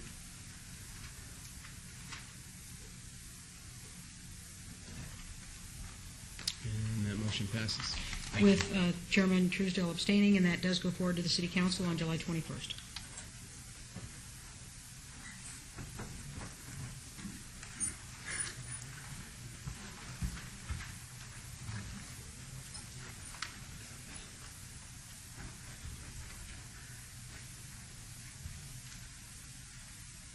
Item 22, VAR 38135, applicant owner Mark Snavely, to allow a 15-foot front yard setback where 20 feet is required at 3812 Sunrise Avenue. Mr. Chairman, the subject site consists of a single-family residence with an attached garage on the front of the residence. The applicant is proposing to expand the existing garage 5 feet into the required 20-foot front yard setback area. Staff recommends denial as the applicant has presented no evidence of a unique or extraordinary circumstance pursuant to Title 1918-070 that would substantiate the request, and there is room for an addition within required setback areas. Additional letters of support have been received for this item since publication. Good evening. Good evening. I'm Mark Snavely, owner of 3812 Sunrise Avenue. And I would ask that you consider approval of the variance request. That the hardship requirement that is being referenced, I believe, is in dictates the shape of the land and things of that nature. Basically, the shape of the house is what's causing my difficulty to be able to expand onto this property. There's 5 children, 2 adults living at this address. It's quite cramped. The current garage is a workshop, laundry room, office, storage. Pretty much catch-all of everything on the property is in there, and that's the area that I need to expand. I don't need to add another bedroom or extra living area of that nature. What I need to do is expand some type of square footage for storage workspace. And if you look at the site plan, I can't add into the back of the house because of the distance to the property lines. I can't add to the front of the house on the where the driveway is because I block the front door and master bedroom. And the only place left is the north end of the building, which happens to be the front yard, which is generating the variance request. True, I could go 5 foot and still stay within code, but 5 foot is, once you put a 3-foot shelf in there, it's a closet, and I need a little bit more than another closet. Buying a bigger house is not an option. We lived in that house since 1987. It's paid for, and I need to extend on it, and that's really kind of a dead spot on the property, that front yard spot there. So other than the aesthetics of losing a little bit of yard, it would suit the purpose that I need. Okay, thank you. This was advertised as a public hearing. Anybody here wish to speak on this item, please come forward. Thank you. Todd Farlow, 240 North 19th Street. We didn't get a location map on the overhead there. And do we have a site plan that the applicant can submit on this? I have one here if you want to see it. There's the aerial map is on the overhead. And do we have a site? There's the site plan. I see. I just wanted to know if there was. The cars are usually about 20 feet, and I just wondered if he's going to have room to pull a car up. But I see now that. Well, the direction of the driveway is what I see causing that now. the problem there. I want to point out something else to the commission. All of these things that we've been approving for the last 5 years that have these small garages and they're right up next to the curb, that is, and like the applicant says, the current garage gets taken up as a laundry room and all of that. There's going to come a day when all of that stuff is going to come back to haunt us. Thank you very much. Thank you. Anybody else wish to speak on this item, please come forward. Seeing no one, close public hearing. Commissioners, comments? Commissioner Evans? If there's no comments, I read your justification. It's a 5 foot. It's a 5 foot setback. The code, I believe, requires 20, and you have 15. Right. And I looked at the orientation of your house, and I don't think that this would be that egregious. I would ask you, though, you have no intention of renting that out, finishing it off and renting it out? No, it's exactly the use that I intended for. if you see on the floor plan, basically I'm going to open up in between the two existing beams, and that way I still leave some wall space, and that'll open up into the additional part there. Will you put cars in there? Well, actually, I can put a car back in my garage now. Oh, good, good. So that's one of the reasons to get all that One stuff of the out. unintended consequences, I think, of these finished-off garages where people are using them for additional rooms or whatever is that we end up with lots of cars on the street and lots of cars in the yard, lots of cars in the driveway, and it's relatively unsightly. But it looks like you've done a good job, and it's a relatively minor variance, and I think you've made your a legal case for hardship, and my motion would be for approval with the conditions that are listed with the staff. Okay, this is motion for approval. If there are no other comments, please cast your vote.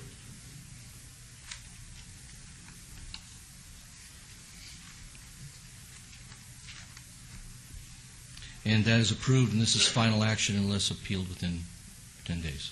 That means I don't have to go to the city council meeting next week? That's what it means. Okay, thank you. Have a good night. Thank you.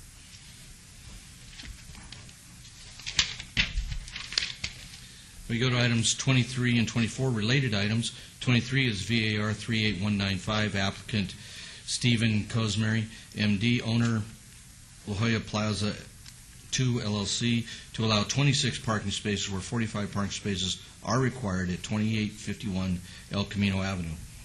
Companion items SUP 38194 for a proposed 473 square foot massage establishment with waivers to allow a 60-foot distance separation from a residential zone where 400 feet is the minimum required, a 362-foot distance separation from an existing massage establishment where 1,000 feet is the minimum required, and for access to the site from a 60-foot right-of-way where 80-foot wide right-of-way is required.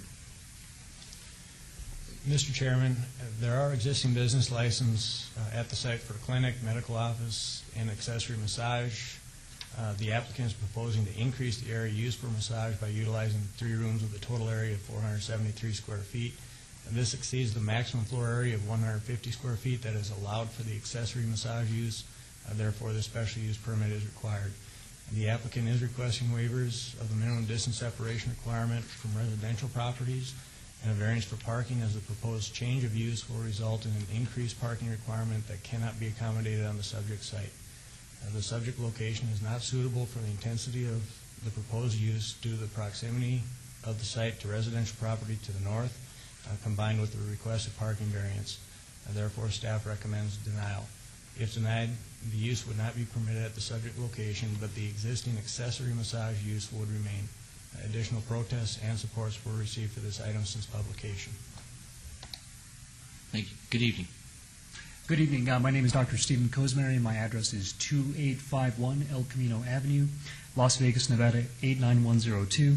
And I just wanted to thank the Commission for allowing me to come and speak. I believe that this is a unique and extraordinary use of this property. It's not a typical massage establishment or massage parlor. The use is for my medical practice. In fact, I only send patients for massage therapy that are existing patients. This is a treatment for their painful conditions. Typically, I treat headache, neck pain, back pain patients. These are patients that are already there at the office. They come and have an office visit and then have their massage. And with that, there's very little increase in the need for additional parking spaces. So this is something that is, I believe, unique and extraordinary. I did provide some additional information in that there will be no advertising. We don't accept outside people that are not already patients of the practice. There will be no signage referring to a massage establishment. In fact, the only signage on the building will be Cosmary Center. If there's any questions, I'd be happy to answer them. Thank you. This was advertised a public hearing. Anybody here wishing to speak on this item, please come forward. Seeing no one, I'll close the public hearing. Commissioners? Can I ask a couple questions first? Is it physiatry or chiropractic or? I'm a No, I'm an anesthesiologist, board certified in pain management, so my practice is strictly limited to pain management patients. And it's an existing business. It is an existing business. And you're adding the massage element to it, or it existed before and our code changed? Maybe you can clarify that. The practice has been we've been at that location since 2000. I've been here since 1988. We had been doing the massage therapy up till last August when we were notified that we needed a massage. I think the code changed, and then you had to come in for...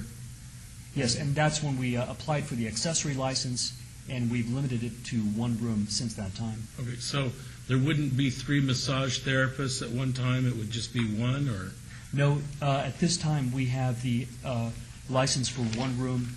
We're looking to expand it to, I believe, a total of 4 rooms and up to 4 rooms at one time. So basically, you'd be having conceivably a maximum of 4 massage therapists giving massages all at the same time, so, right? That's correct. Okay, thank you. Thank you. Commissioner Quinn? First of all, you're preaching to the choir because I do live in chronic pain, so I know a lot about pain management, and I know that massage therapy is probably one of the best things anyone can do for themselves when they are in chronic pain. I just have a few questions. My first question is, what will the hours be? The hours of the practice are Tuesday through Friday from 7:30 to 5:30. And at any given time, let's say 11 o'clock in the morning, your peak, how many employees will you have working at your property? 14. 14, okay. And at that time, let's say it's 11 o'clock, you have 14 patients, 14 employees, how many people will you be seeing at that time? Like, what would be a great day for you? A typical day would be 50 patients. 50 patients. Over the course of the day. So, over the course of the day. But when you have your 14 employees there, and you're there, which is 15, and we're at 26 parking spaces, you feel that 9 spaces more would be the maximum amount of patients that would be in there during that time. I'm concerned about the parking. Sure. My son is disabled, and he needs a handicap parking space, so there's 4 right there that you're going to have to need, or 2, or whatever it is, whatever the code is, I will certainly insist on. But it sounds like a lot of people for such few parking spaces, Yes. even though I love what you do. Oh, well, thank you. And not all of our employees have cars. Currently, with the current parking situation, there's no lack of parking. There's plenty of parking on the north side of the building, even with our current parking situation. And have you ever found on a great day that you're parking in the street on El Camino, where people are parking on the street? No, No. we just don't see that. Okay. And, okay, I'm going to listen to my other commissioners because I'm a little bit of a quandary with this parking thing, and I have a few wiser friends next to me, so let's hear what they say. Mr. Chairman, maybe the chairman has some views on this. It sounds like you're not necessarily adding patients, and I don't know what your representation is that at this time you don't have a challenge with parking, and you were conducting this business before, but you're expanding it somewhat in your existing medical pain management practice. If I get the gist of it. I think that's the gist of it. And before the code changes, we had 4 massage therapists working, and there was not a parking problem at that time. We didn't see any problems with parking. Right. And so I'm supportive of this unless there's a view otherwise. And unfortunately, when these are noticed to the public, I think the way it goes out is a massage, whatever, and I'm not even opposed to that in principle, but I think it's very misleading when you have a chiropractic office or a pain management practice, and this is a substantial and very beneficial part of that healing process. It's basically in a medical setting, and I think it's entirely legitimate, and it'll see my support. But I think it's easy to get confused with all of the stuff in Spring Mountain and up and down and around. Not that I don't like the reflexology stuff too, but I think there's a fair amount of mischief involved, and I don't see it in these medical practices, and specifically with the chiropractors, who had a substantial part of their business as the massage element. So this will see my support. And Commissioner Quinn, I don't know whether you have hesitations, but I'll defer to you. No, what I would like to ask you then is, how many handicap spots do you have, sir, and are they noticed and painted and signed? Yes, we have 2 handicap spaces, and they are the requisite width and with the appropriate signage. Okay. And is one van accessible? Yes. Okay. So my recommendation would be for approval, and if it's okay, it doesn't look like your lot's striped real well. I'd like to, I drove through there, I'd like to add a condition that within the next 6 months or so, you stripe the lot so the parking looks, so you can tell where it is. It's kind of, can't really see it. And I will say you have a wonderful reputation in this business, and I know for a fact that it's not one of those places that people don't, and I applaud you for that. So my recommendation would be for approval of variance 38195, adding the striping of the lot and the making sure that the handicap spots are cited and signed and well notified. There's a motion for approval of item 23, subject to all staff's conditions and amended conditions. If there are no other comments, please cast your vote.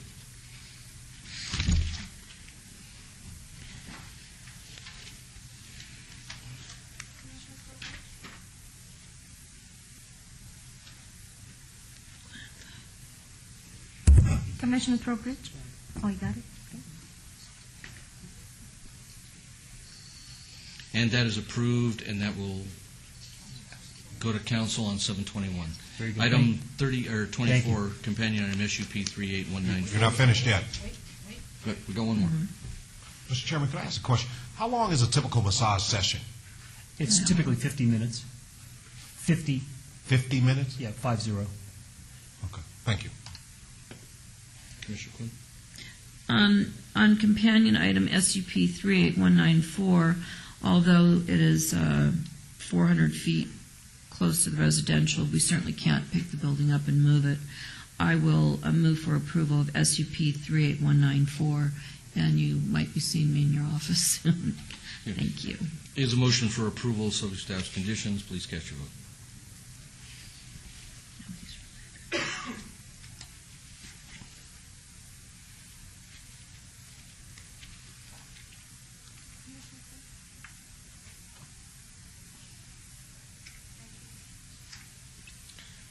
And that is approved, and we'll go on to City Council also on 7/21. Very good, thank you. Have a good evening. You too. Now we go to related items 25 and 26.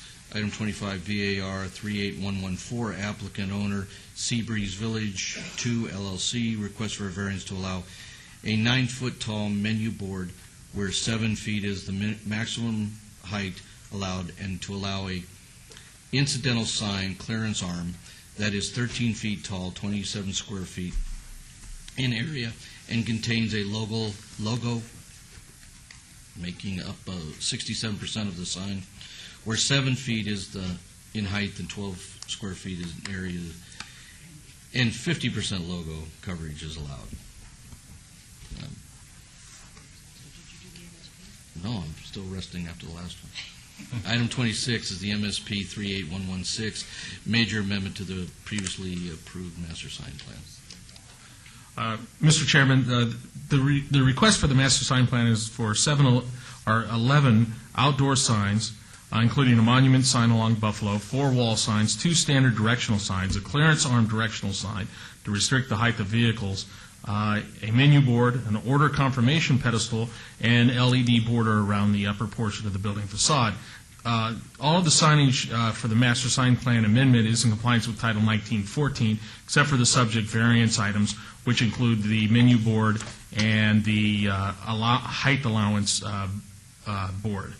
There is no hardship associated with the physical characteristics of the sites that would constitute the variances, and as such, staff is recommending denial of the variance and the associated master sign plan. If denied, the existing master sign plan would remain, and approval of the new amendment would be necessary to allow signage on the restaurant with drive-through and its surrounding properties. Please note, we have received additional protests and letters of support after publication. Good evening. Good evening, Honorable Chair and Commissioners. My name is Steve Rosenblum from 13580 5th Street in Chino, California, 91710. I represent both my clients, the landlord, and Carl's Jr., that may have been mentioned here once or twice this evening. Our proposal, I think there is a little bit in that much of this is already permitted, and that's under permit number 156412. The directional signage, the order confirmation board, and several of the other items, and I've got copies of that permit here. Of course, part of it we definitely are submitting for the variance on. Quite simply, we're looking for a couple things. The menu board, I don't know how many of you drive SUVs now, but you know, the key thing is we can lower a menu board, but then it becomes hard to read because most cars are on average are now taller. So we're not looking for increased square footage or anything. We just want it to be appropriate height for the cars that go through the drive-through. What about the people who drive smart cars?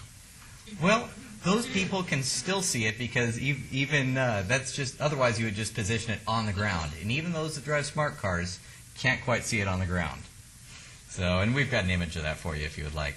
Secondly, what's not affected by those that drive smart cars is the drive-through clearance arm. And that's just designed to simply protect the building. We make a fairly substantial clearance arm because people don't seem to see the other ones and they tend to crash into them. So we're just asking for the standard Carl's Jr. drive-through clearance arm that you see in any of the Carl's Jr.'s in the valley, and then the increased menu height, and of course the rest of the items I believe staff said were acceptable, if I'm correct. I'd be happy to answer any questions. This was advertised public hearing. Anybody here wish to speak on this item, please come forward. Seeing none, I'll close the public hearing. Turn over to Commissioners. Just one comment. I have done and do work with Carl's on other locations in the valley and have worked with Carl's in the past. I have nothing to do with this site, nothing to do with this building, and no dog in this fight one way or the other. But I figure I'll make that disclosure for everybody's purpose. Absolutely. Commissioner Trowbridge. Thank you. Is this going to be the new standard signage package for Carl Jr.'s? It is. It's every site is a little different, but it is for the most part prototypical. You know, it depends on landlord requirements, and that's why we're representing the landlord in this case. When they developed their master sign program, I don't believe they knew who their tenant was. And so we're submitting on behalf of the landlord for an amendment to the master sign program. And of course, secondly would be the variance for the actual product that Carl's Jr. is looking for. That make it clear as mud? Yes. No, Good. that was, it doesn't appear to be a problem at this site, but there are sites where the height of the signs could get to be an issue, the width of the signs and the reader boards and things like this could become a distraction to the traffic. Just a word of caution. Absolutely, and we evaluate that on everyone, and actually they're looking at going through and remodeling some of those older sites. So hopefully some of that will be addressed during that time. Thank you. Excuse me. You know, I'm going to pass to Chairman Trowbridge, Truesdale, because he's so familiar with them that I think he'd be able to add a lot to this item.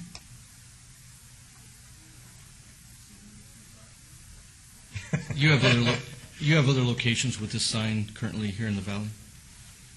There is none. This is the first one before the city. There's about, I think there's 6 or 7 in the county. And it be almost, I think it is every brand new Carl's Jr. And we just went through the county on an existing site that's going through a remodel for the first time. So it's, but every new site has them, and there's several brand new ones that are here in the valley now. Like Flamingo and Eastern? Flamingo and Eastern, Rainbow and Arby. I think Warm Springs and Durango is new enough to have it. There's multiple, and they're designed to be tasteful and again just to where it's so people don't run into the building, because what there is on the building, there's both vinyl awnings that are over the windows to provide shade, and then there's a metal canopy over the drive-through that keeps it for, not that there's a lot of rain out here, but it's a metal canopy that extends out 42 inches beyond the building, so when somebody is going through the drive-through, they aren't getting poured on. And again, the problem being if they go through with a large vehicle, they might now have a convertible, and we're not looking to do that. Now, your clearance arm is non-illuminated, right? It is illuminated.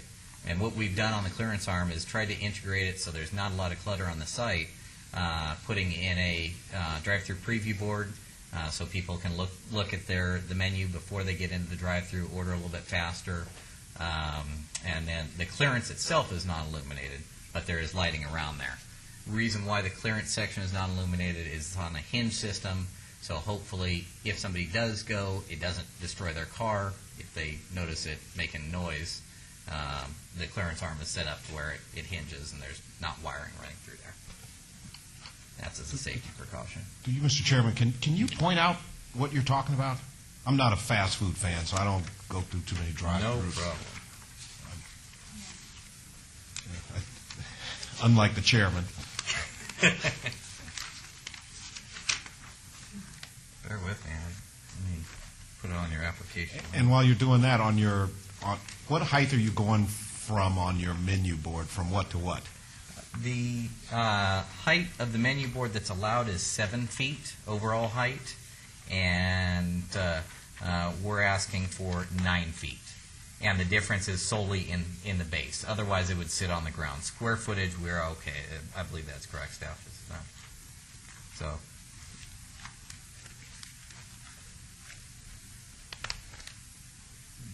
don't know if you can see that. Okay. So if you look right here, there's the clearance section is right here. It's called out as a drive-through. This is a menu that would stay, with the most popular items that get ordered to help get people through the drive-through faster. And again, the 9 foot is the position where the metal canopies are positioned. Thank you.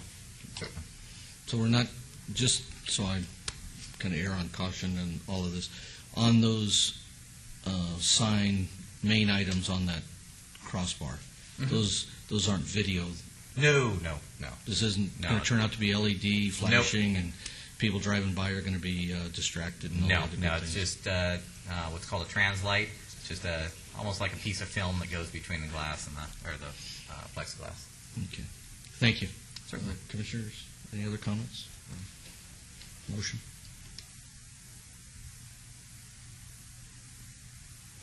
No further discussion. I'm ready to make a motion. Okay.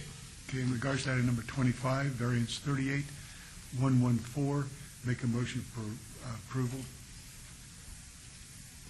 Is a motion for approval. No other comments, please cast your vote.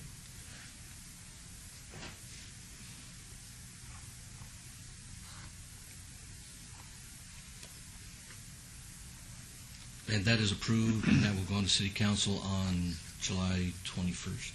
Wonderful. Thank you. Item And in 26. regards to item number 26, master sign plan 38116, make a motion for approval. Is a motion for approval on item 26. Please cast your vote.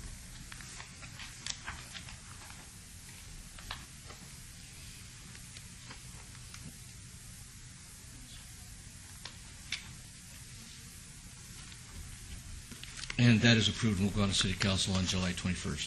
Thank you. Thank you for your time. We're going to take item 27, then we're going to take a short break. Item 27, SUP 37949, applicant Bell Independent Living Homes, Inc., owner Cluster and Odessa Nelson, for a proposed 987-square-foot social service provider at 1176 West Lake Mead Boulevard. Mr. Chairman, currently the site contains a beauty salon and a thrift store. The applicant is requesting a special use permit to allow social service provider within the 987-square-foot currently used as a beauty salon location. The other building would remain as a thrift store. The proposed use would provide employment assistance and an academic study environment for at-risk use. The proposed social service provider can be conducted in a manner that is compatible and harmonious with the surrounding area, and staff recommends approval. If denied, the proposed use will not be located at this location. However, the existing salon may remain. Please note we have received one additional letter of support since publication. Thank you. Good evening. Hi, how are you? I'm Yvette Bell, 1176 Westlake Mead, 89106.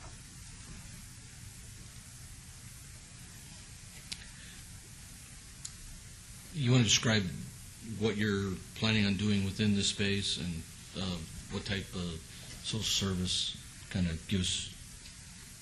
Just working with at-risk youth in the West Las Vegas area, just training them, giving them customer service skills, having them in the salon, being able to answer phones, take appointments, things like that, and just working with them.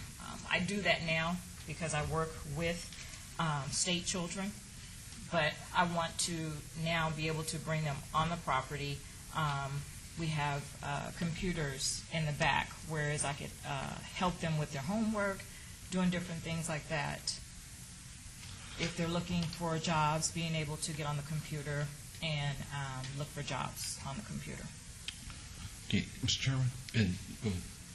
Before you do that, I think I may ask you a couple of questions because I may have to abstain on this. I work for a company that provides funding for organizations that help at-risk at-risk kids, and our primary function is doing exactly what you say. Workforce Connections, we fund a lot of nonprofits.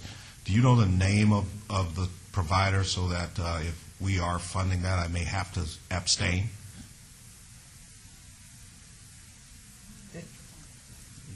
Are you going to be the provider? Yes.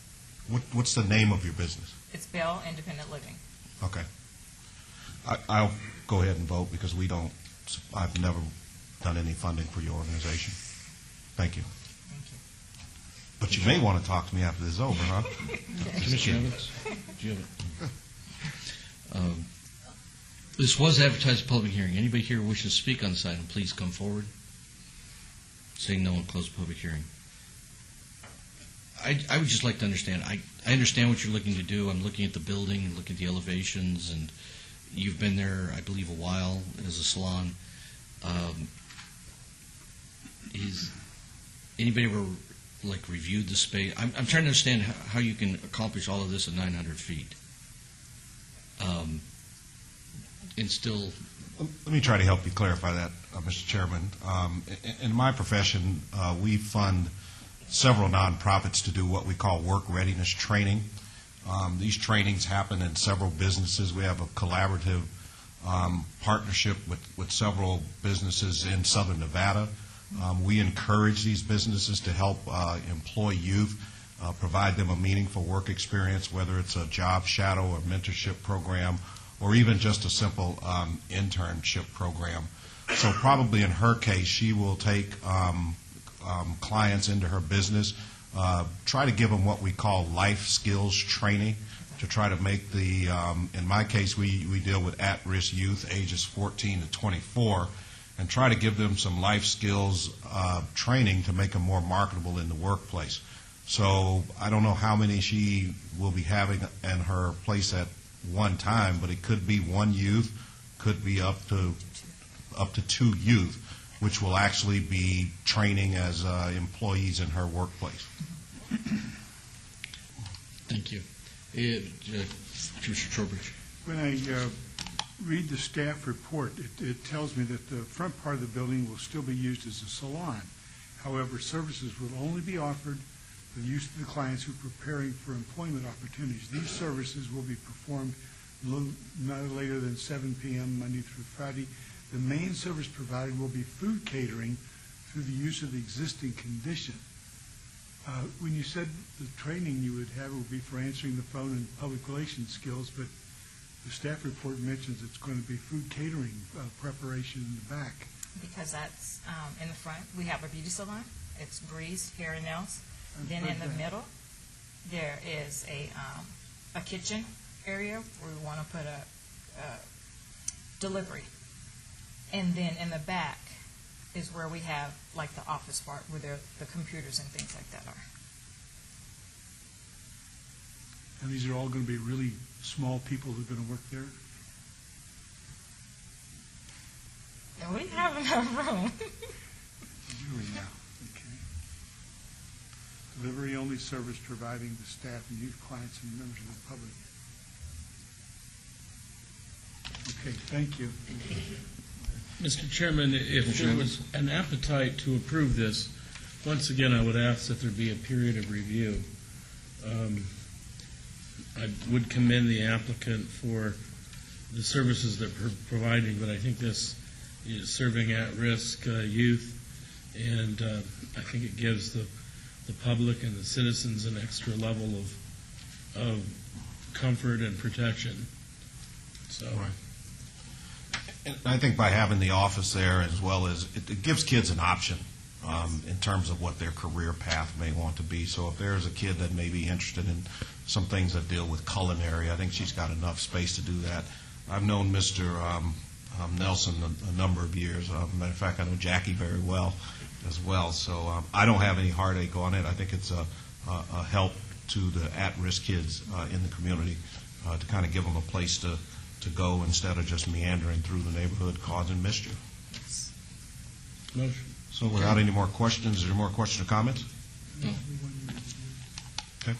I'll make a motion for approval of SUP 37949, subject to all staff's recommendations and conditions, and I'll add another condition for a one-year review. Director Wheeler, that one-year review that can be done administratively without having a public hearing on it, correct? If you wish, the condition would read that there shall be an administrative review 1 year after issuance of the license for the social service provider use. And let that be added to the condition. Okay, if there are no other comments, please cast your vote.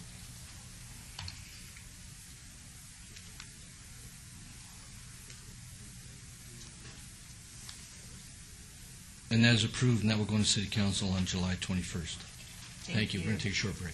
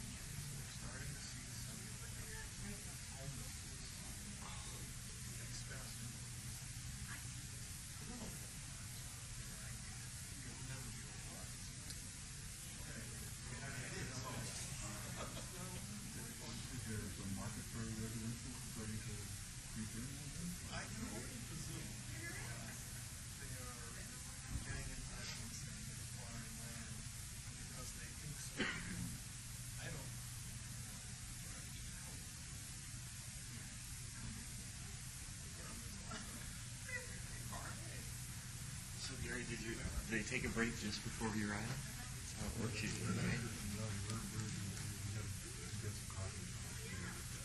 Yeah. I've had them take the dinner break before, right before my item, the half hour. We'll be back in a half hour. Accounting. No, not right now. Nice to meet you.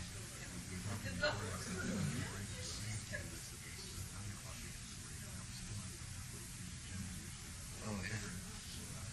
Absolutely. Yeah. That's nice. What's going on, Bart? Still doing it. So far.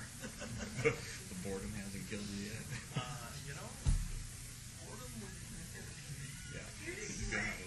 It's funny. We've had a lot of staff and so it's kind of interesting thing that slow down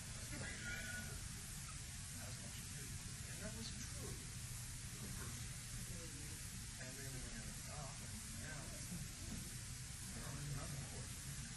But I don't really complain. I'm very happy with this. And we're hoping that things are turning around. Yeah. Absolutely. If it does start turning around, we're ready to drop the restrictions or requirements on you guys. Yeah. I just got done with the Henderson code where they dropped plenty of restrictions. Yeah, I was looking at some of the Henderson stuff. We've got some similar ideas, but not quite as. Oh man, so they set the curve and now you can just be just ahead of it. Huh? No, we're going to be. I like that idea. A lot better. You know, I can say actually, as a developer, I liked you better. You know, we do have some thoughts that we'd like to see. But I don't think we want to go to war. I was amazed at some of the things they were asking for out there, and really just very poorly chosen as to what they wanted to fight over. Such a great time to do it. Right. Yeah. Well, it's North Las Vegas decided to obviously hold off on theirs, and I think that was very prudent of them. They started enacting more restrictions until things turn around a little bit and kind of see where you want to go. The way Henderson put it together is essentially you could take the whole Green Valley community and it's now non-conforming. I mean, so you take one of the nicer communities in the valley that you're so proud of at one point or another, and now you can't do it. Like, Except for a big, from my perspective, I would rather have some. I'd rather have some.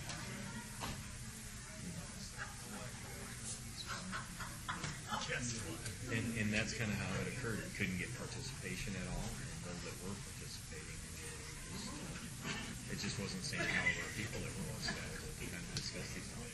And we discussed at length, but Gary, did we find out, are they serving 6-pound nachos? We can get that on the menu for you. I just want Man versus Food to come there and eat 6 pounds of nachos. They're going to have 20 different kinds. I'm sure that'll be one. I think we'll do it in like kilograms or something like that. So Has Gary ever, we do a wing challenge at Boston think Doug and I have to take down some of our challengers and shut them off. Yes. And we even like to bring Peter, who is a professional Peter, I believe. Oh, yeah, he's a little guy. Peter Jackson. No, Peter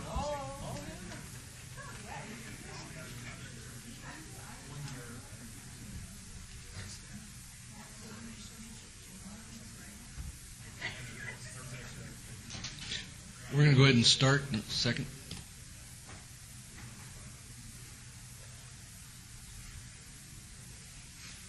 Item 28, SUP 38137, applicant Futura Invia, Inc., owner Thrifty Payless, Inc., for a financial institution specified with waivers to allow a 60-foot distance separation from a residential use where 200 feet is required, and 820-foot distance separation from a financial institution specified where 1,000 feet is required, and to allow 900 square feet of floor area where 1,500 square feet is required at 3882 West Sahara Avenue.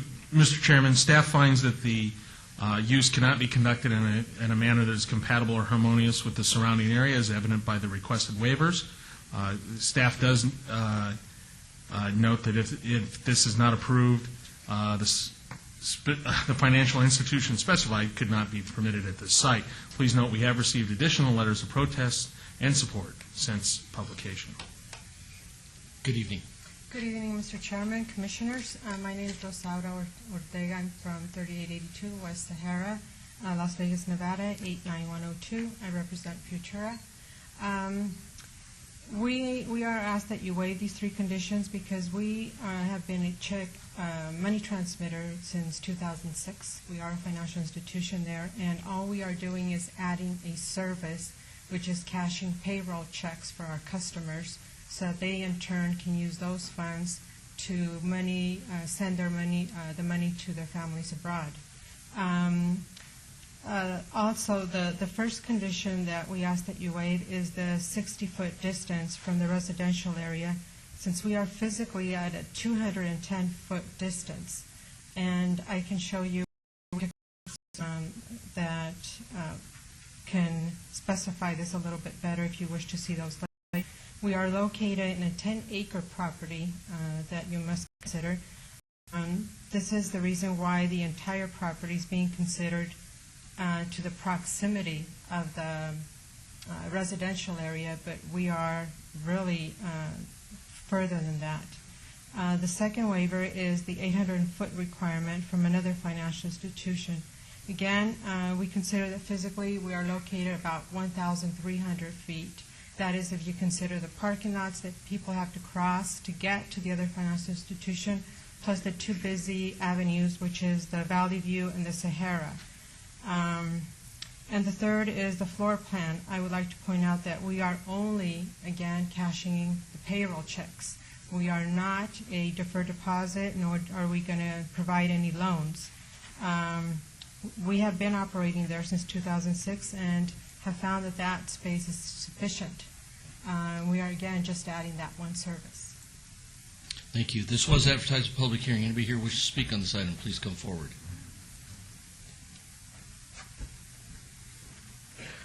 Thank you, Todd Farlow, 240 North 19th Street. Is this going to add a whole big traffic problem here, like on payday, when all the checks are cashed? Are they all going to come down here at once, like they do at some casinos, and is that going to cause a traffic problem? Thank you. No.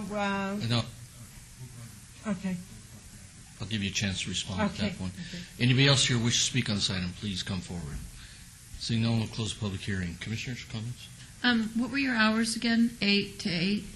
8 to 8 p.m.? So Yes, most 8 people to 8 that get p.m. paid would get paid between 4 and 5, and then they'd shoot over to your place when the other businesses around you are probably closing. Right. With the answer to Mr. Todd Farlow about the parking. And, that's my thought. And I think because you're existing and you're already there, and I don't see a problem with it. So we'll see what my other commissioners have to say. Thank you. Thank you. Any other comments, questions? Yes, one Commissioner? question of staff. What places this request to where they have to have a variance for the size of the office space? You know, I've seen it for the 1,500 for the types of businesses that do check cashing, not check cashing, but payday loans and things along those lines. A financial institution specified it incorporates that. It could be a payday loan, it could be a check cashing. They're all grouped into the same specific Had this business received a variance for the 900 versus the 1,500 at some time in the past, or? They have not received that. Currently, their licenses are for wire transfers and not for the cashing of checks for a fee. This would allow them to do that, to get a license to cash checks for a fee. Okay, and in no way would permit them to get involved in payday loan type operations? They could do a payday loan if they so desired. That's also a permitted use under this. They would not be allowed to do auto title loan. That's an additional special use permit. The commission may consider, however, a limitation on the use here and to only allow the check cashing and not allow the loans. Okay. Do you have a problem with that? No, we don't. Thank you. Okay, I'd suggest we do up a condition, yeah. Okay? No other discussion then in regards to item number 28, special use permit 38-137. I make a motion for approval subject to the conditions that this business be restricted to check cashing operation and not get involved in any kind of payday loans or any other short-term loan operations. Okay, before we vote, I have one question for the applicant. Sure. What's the general fee structure for payroll check cashing? We usually charge, if they are going to indeed use some of the funds to send those funds to their families abroad, it's, I believe it's 1%. And if not, if they're just plain cashing it, it's 2%. Okay, and what would be the cost to wire funds, I guess? Wire funds is $5.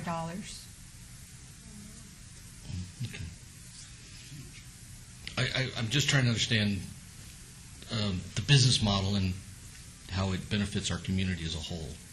I mean, but that being said, that's not... I also like to point out that we do sell their money orders, so a lot of the customers indeed want to cash their checks to purchase money orders, to pay for their rent, to pay for their bills, because we also have the service where they can pay for their bills there. Okay. And that's what most of them has been asking us to do, is to cash their checks so that they can indeed pay for those services. Great, thank you. If there are no further questions, please cast your vote. There is a motion for approval.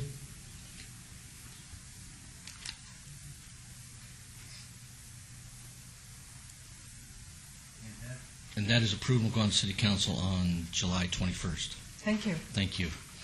Item 29, SUP 38242, applicant Gold and Silver Jewelry Supply, owner Solomon Habashi, for a second-hand dealer use jewelry within an existing 2,300 square foot jewelry store at 1300 East Sahara Avenue. Mr. Chairman, this request for a special use permit for proposed second-hand dealer will allow the applicant to buy and sell used jewelry, precious metal, and gems. Staff is recommending approval of the application as the proposed use will be ancillary to the existing jewelry store and can be conducted in a manner that is harmonious and compatible with the existing and future surrounding land uses. If approved, a condition should be added for the following: conformance to the approved conditions for the reclassification of property and plot plan review, case number Z-0078-71. Please note that additional protests and supports were received for this item since publication. Good evening. Good evening. Steve Gibson on behalf of Solomon Habishi, the owner of the property, and in addition, Anthony Ryla with the Gold and Silver Jewelry Supply. And we do agree to all the staff's stipulations. Thank you. Thank you. This was advertised as a public hearing. Anybody here wish to speak on this item, please come forward. Thank you, Todd Farlow, 240 North 19th Street. Could we get some work done on that sign? We'll look into that. Thank you. Anybody else wish to speak on this item, please come forward. Seeing no one, close public hearing. Commissioner Evans. Yes, thank you. In principle, I don't have a problem with your special use permit, but I'm familiar with that site and a lot of those businesses along that corridor. And my concern at this point is not the business that you intend to operate as an adjunct part of what you do, but rather the banners and a lot of the stuff that we see once approvals get made in some of these businesses that sort of morph. And what I'm looking from you is some assurance that that wouldn't occur. And I'll tell you why I ask applicants this, and my fellow commissioners could probably attest to the tirades that I go on. We had something just a couple of months ago, a thrift store, not but a mile from here. They gave me all sorts of assurances that they would be operating properly, et cetera. As of yesterday, they have signage in the sidewalk that completely blocks access. They have an illegal banner, and the center also has a truck that blocks a lane of traffic with a big signage that says cigarettes and announces the amount. Those very people, I think, stood here and assured me that that wouldn't occur.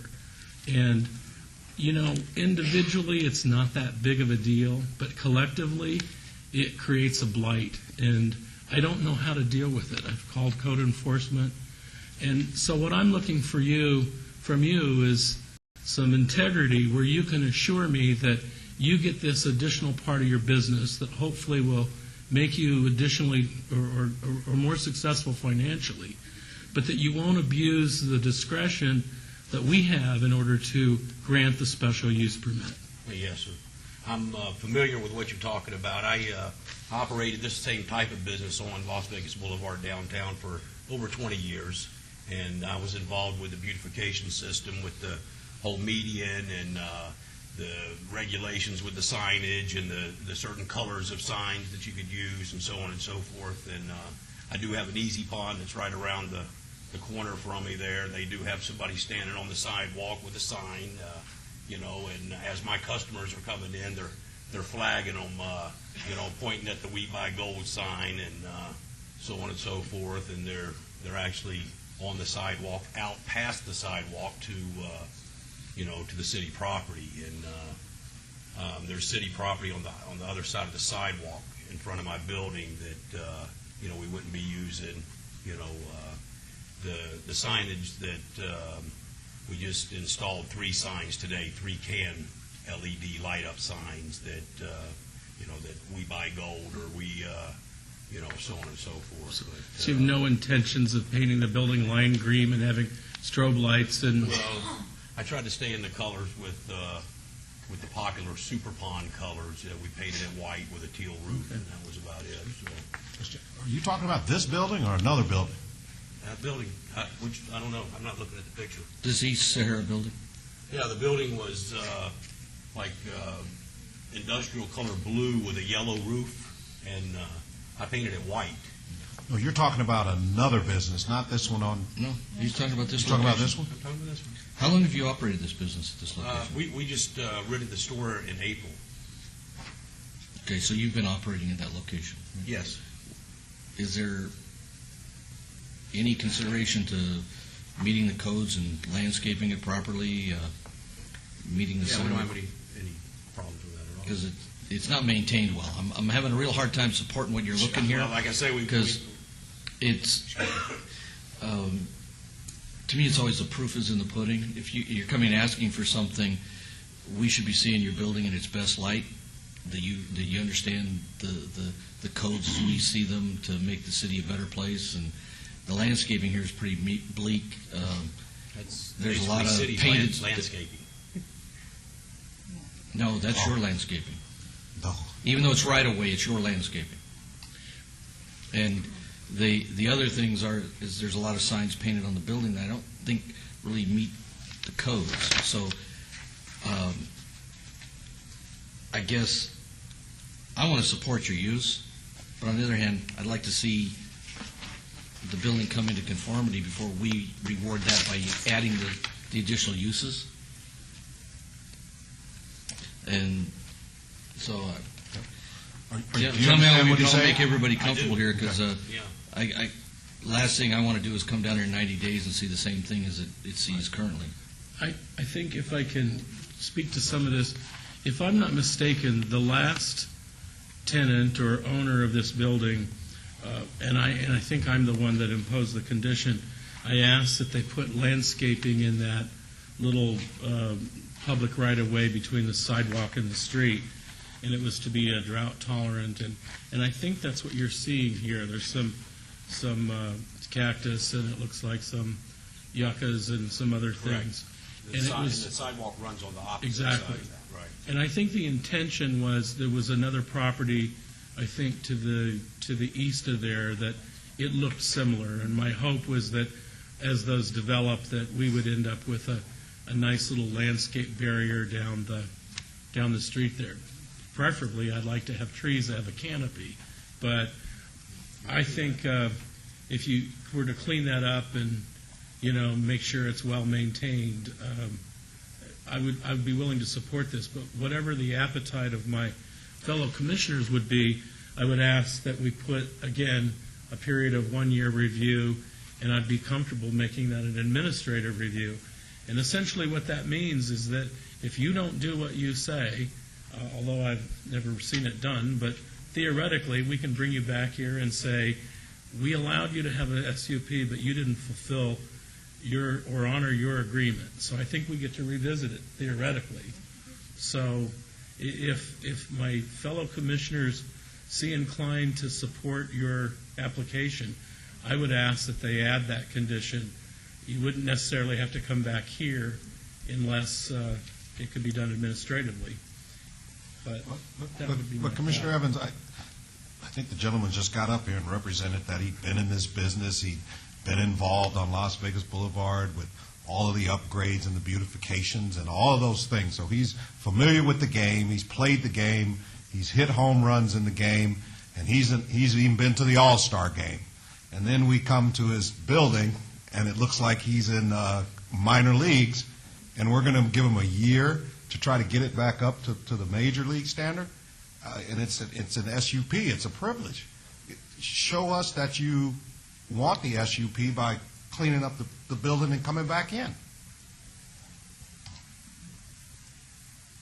Well, I think the issue that I would see looking at this, because it's fairly impaired in terms of what you can do with the landscaping, if I'm not mistaken, that's why we asked the previous applicant to put the landscaping out in the front, and they agreed.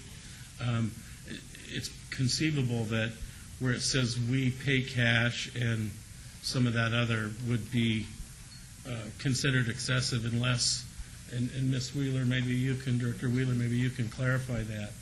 I'm not sure whether that does or does not meet the code. But you get the gist. Yeah, I do, yes. And we can certainly get rid of some of the like temporary signs that we had made on, with the vinyl stencil on the, we just purchased some canned signs and we're trying to.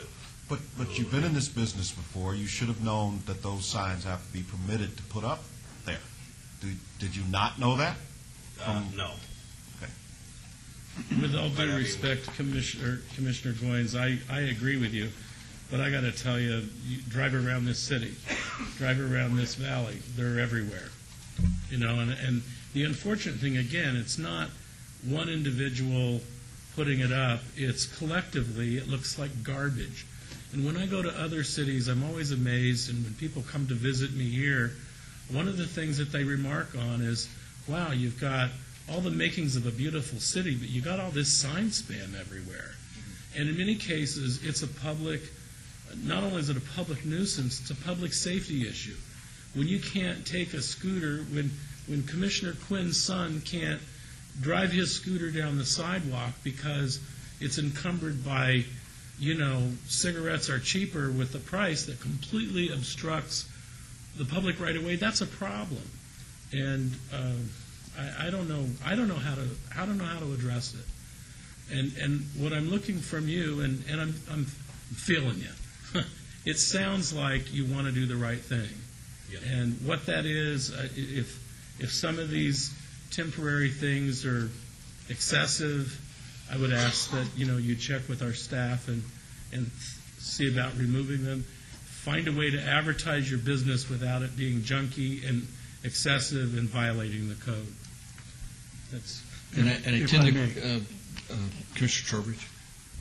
If I may, just in an attempt to move this along and get the gentleman's business going and get our signs done, I think that we could possibly achieve that goal by simply saying we could approve the request for the special use permit subject to the approval of staff with an administrative review of some flavor that shows that you have complied with maintenance of the landscape and getting your signage in accordance with what proper code would be, which in my mind would also mean doing something with your monument sign that has the address on it, that is just an open-faced. And Yeah, it's you know, done. that- yeah, it just needs It's done now. It wasn't done when. Oh, okay, This you're- is what yeah. it looked like when I moved in. The building was like really bad. Yeah. I mean, like. But as soon as you can get the staff to sign off that, hey, meets the code, go for it.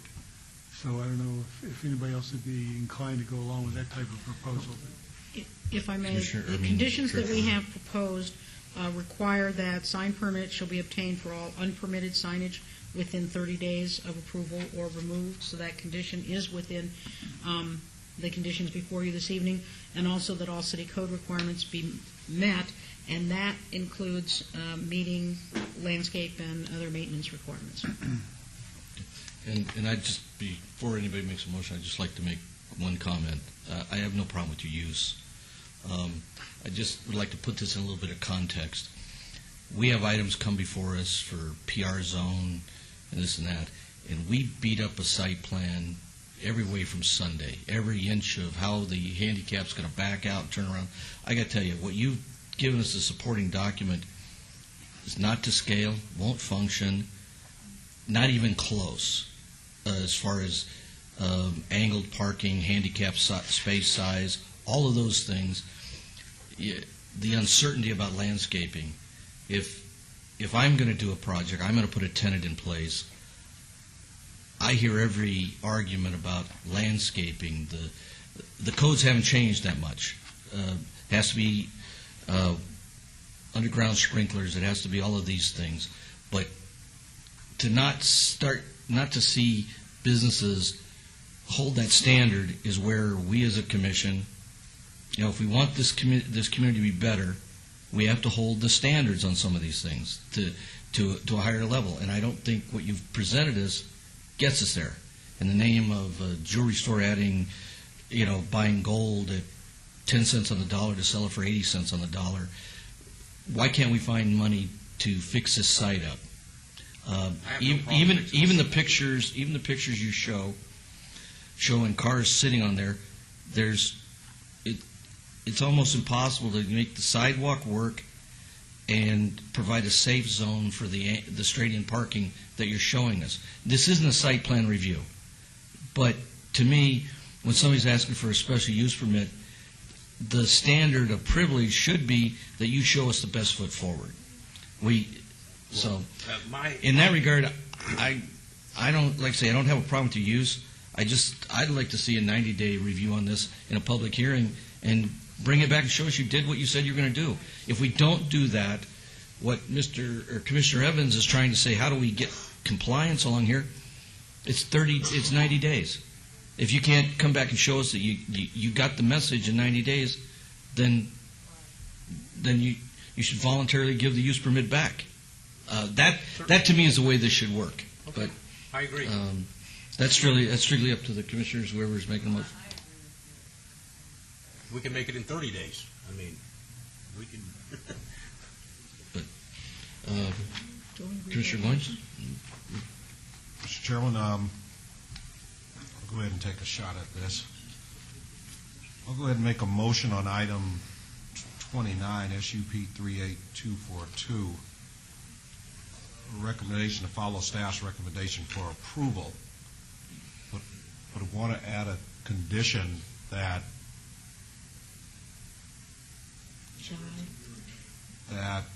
I'm trying, Commissioner Wheeler, Director Wheeler, you may have to help me with this, that There shall be a review at the public hearing of the Planning Commission 90 days after issuance of the business license for the secondhand dealer use.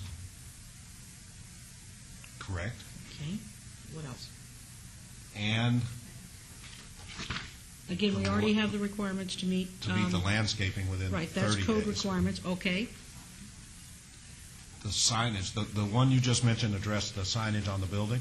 Yes, the signage, we have. What about the signs- pylon sign that's out there on the Sign permit should corner? be obtained for all unpermitted signage within 30 days of final approval, and the freestanding pole sign should be replaced with signage related to the on-premise use or with blank sign face within 30 days of final approval. That gets us there. You're in agreement with all those conditions? Absolutely. Good. Thank you. If there are no other comments, there's a motion. Please cast your vote. I mean, on a good Saturday with a Toro trimmer, you can call me, I'll help you shape them. And that is approved, and that is final action in the absence of appeal. And thank you. I mean, Thank you very much. You're just the blunt of a few other applications that we see on a regular basis, so, I understand. all righty. Okay, thank you very much. Okay, now we're on to item 30, SUP 38244, applicant SB Fort Apache LLC, owner Lakes Plaza LLC, for a beer, wine cooler on-sale establishment within a proposed 2,186 square foot restaurant with a waiver to allow a 120-foot distance separation from a child care facility where 400 feet is required at 9101 West Sahara Avenue. Staff. Mr. Chairman, the proposed beer, wine cooler on-sale use meets all minimum special use requirements of Title 1904, with the exception of the 400-foot distance separation from a child care facility. As conditioned, staff recommends approval of this request because the use can be conducted in a manner that is compatible with the surrounding uses, and the requested waiver is acceptable as the use is separated from the child care facility by a 100-foot primary arterial street. Note that additional letters of support were received for this item since publication. Good evening. Good evening. Mark Utanis, representing both the owner and operators. Okay. You've read staff's conditions of approval and their comments? Yes. You're in agreement with all their... Yes, sir. Okay. What type of business are you planning on putting in this location? Actually, we're open. We're trying to get the beer and wine sales right now. It's Smashburger. It's our second location here in Las Vegas. I'm actually also number 31, so I'm also representing that. We're opening a third location. We plan to open 15 to 20 in town. And it's a restaurant. Sells burgers, hot dogs, and chicken sandwiches. All righty. This was advertised at public hearing. Anybody here wish to speak on this item? Seeing no one, close public hearing. Commissioners? Mr. Chairman, if there's no discussion, I'm prepared to make a motion. Okay.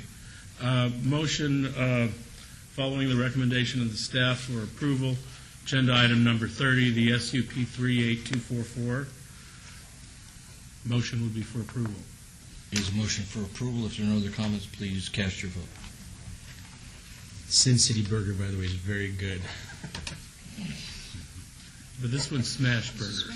This one's Smash. No, we have the Sin City Burger. Oh, I know what I'm talking about when it comes to my burgers. Well, how would we know? You know what? We got all that stuff in the back room over there. We got members of our staff that are like the Donner Party. And you'd think that if you want to see some approval, you'd bring in one of these Smash Burgers as a matter of evidence. Okay. Okay, that motion is approved, and that's final action unless in the absence of an appeal. Item 31, SUP 38245, applicant SB Centennial LLC, owner Centennial Gateway LLC, for a beer, wine, cooler on-sale establishment within a proposed 2,133 square foot restaurant at 5655 Centennial Center Boulevard, Suite 170. Mr. Chairman, Beer wine cooler on sale use will be ancillary to proposed restaurant and meets all minimum Title 1904 special use requirements. Staff recommends approval of the request as it can be conducted in a manner that is compatible with the surrounding uses. Please note that additional letters of support were received for this item since publication. Thank you. Good evening. I need your name and record. Marky Tanis, representing both the owner and operators. Okay, and you're in agreement with all staff's recommended conditions of approval? Yes, sir. Okay. This was advertised as a public hearing. Anybody here wish to speak on this item, please come forward. Seeing no one, close public hearing. Commissioners? Mr. Chairman, in light of the fact that this is identical, number 30, or almost identical, I would move for approval. There's a motion for approval. If no other comments, please cast your vote. And that is approved, and that is final action in the absence of an appeal. Have a good evening. Thank you. Item 32, SUP 38251, applicant Fat Pack LLC, owner Milo Pano Holding Company, for a proposed 6,846 square foot tavern limited establishment at 107 South Las Vegas Boulevard. Mr. Chairman, this request is located within the downtown Centennial Entertainment Overlay District. Proposed use will add to the entertainment offered along Fremont East, with live entertainment proposed for 4 nights a week.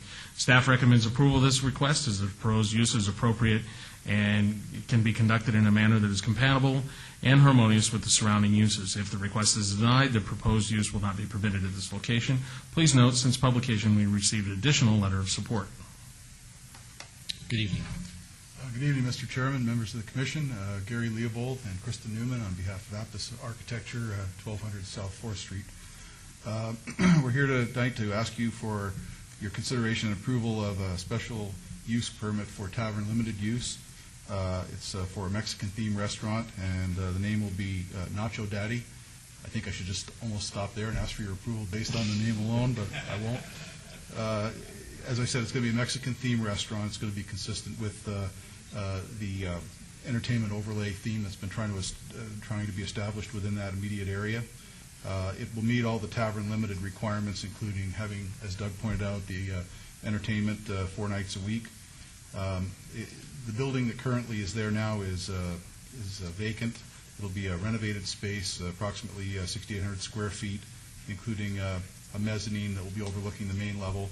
We're anticipating a 590 square foot balcony wrap that will be a reuse of the current support structure for the mezzanine that exists now. And I won't talk too much more about the design details. That is Kristen's wheelhouse, so she'll answer any questions you have on that. But I would just like to point out that this site is, from a planning perspective, is somewhat complicated. It's within the downtown Centennial Plan area.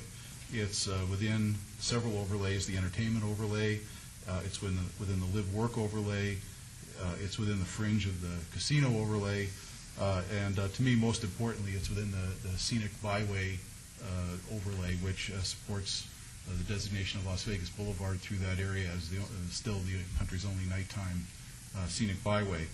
And to me, that's a very important step. The way this is going to be designed is going to have a really fabulous signage package that isn't really before you tonight, but it will be considered by the DDRC on July 13th.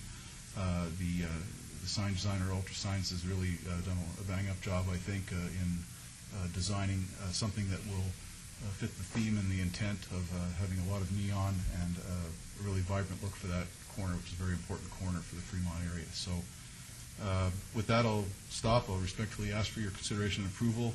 If you can see your way to final action tonight as well, that would be super. Thank you. Thank you. This was advertised a public hearing. Anybody here wish to speak on this item, please come forward. Seeing no one, close public hearing. Commissioner Trowbridge? If there's no questions or discussion, I'm ready to make a motion. Before you make the motion, I just wanted to toot their horn a little bit. I kind of, that whole area is something I feel real passionate about, and I just like the idea that you're there. And I think the Griffin and the Beauty Bar and the I was last night at Don't Tell Mama in the cocktail room, and now we've got the Beat across the street, the coffee house with Emergency Arts. I think we've got the foundation for the entertainment district that we're hoping for. And so I think this would be a really good addition to that. And in fact, almost an anchor. But the other thing that I wanted to say is I took the opportunity to talk to Mr. Leopold on the phone about this project. Everything that he represented this evening is substantially what we discussed. I'd like to say it was a lot briefer than this, but it wasn't. And it's good to see you again, Mr. Leopold. So thank you. So, Mr. Evans, you said you were at a place called Don't Tell Mama? Don't Tell Mama. It's a little piano bar down next to the beauty bar in the Griffith in that entertainment district. I'm familiar with it. So is it Don't Tell Mama that's not your daddy? Don't tell Mama that's not your daddy. That's a good thing. I like that. Or you'll get beat. Does the applicant have any existing restaurants like this, or Not like this. they have other restaurants that they operate? Yes. Okay. Commissioner Trowbridge? Okay, so we're ready for a motion in regards to item number 32, special use permit, 38-251, make a recommendation for approval, subject to all staff conditions. Is a motion for approval. If there are no other comments, please cast your vote.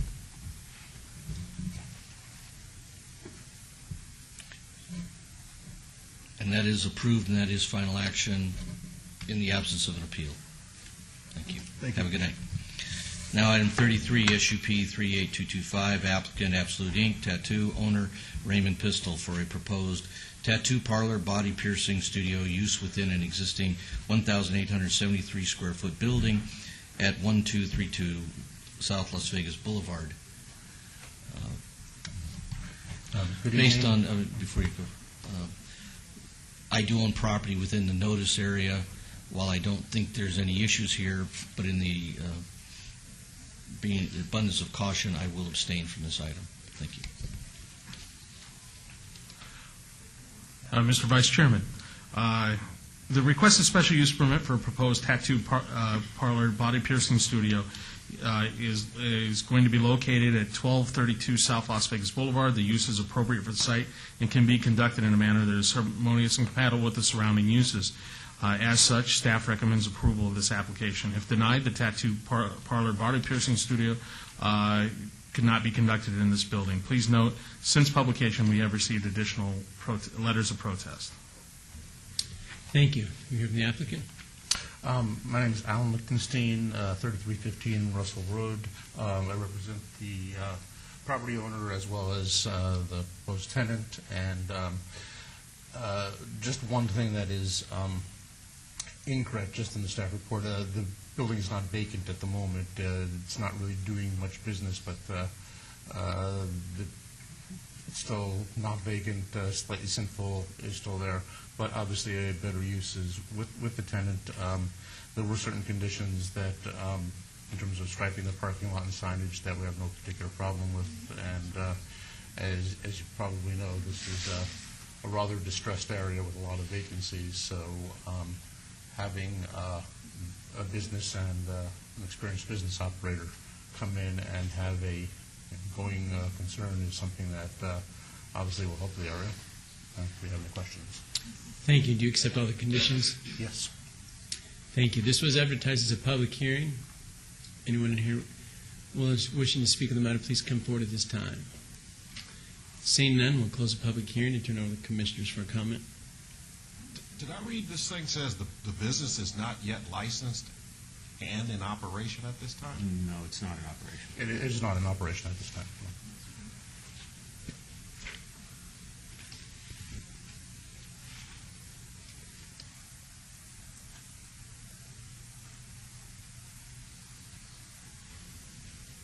Any comments? If not, explain to me what you want to do here. I wish to operate a Your name and address for the record? I am Daniel Jackson, 1217 South 4th Street. Okay. I just wish to operate a tattoo and body piercing establishment. I was previously at 1141 for about 11 and a half years, since the end of 1998, and I just moved my business a block down the street. Coming a block North? A block south. South? Yeah. 24 hours? Excuse me? No, not 24 hours? No. My operations would be from 10 in the morning until 2 a.m. 7 days a week? 7 days a week. Thank you. Any other comments? Yes, down here.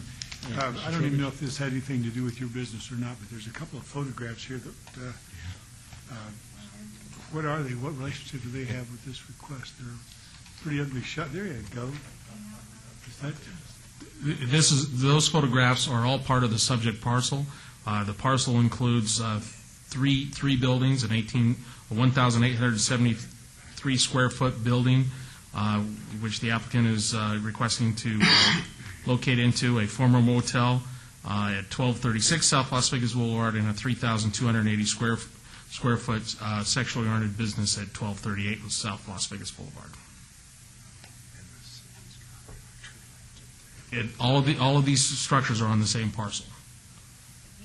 do you own this entire parcel, Or just the are one? we just going to be a tenant? That gentleman does? Yes. Come on Step down. up, buddy. What's Yes, going sir. on here, friend? This looks pretty terrible. Well, the city's contractors actually left that there when they were tearing up 4th Street. It's not mine. It's actually yours. Could you put your name and address on the record, please?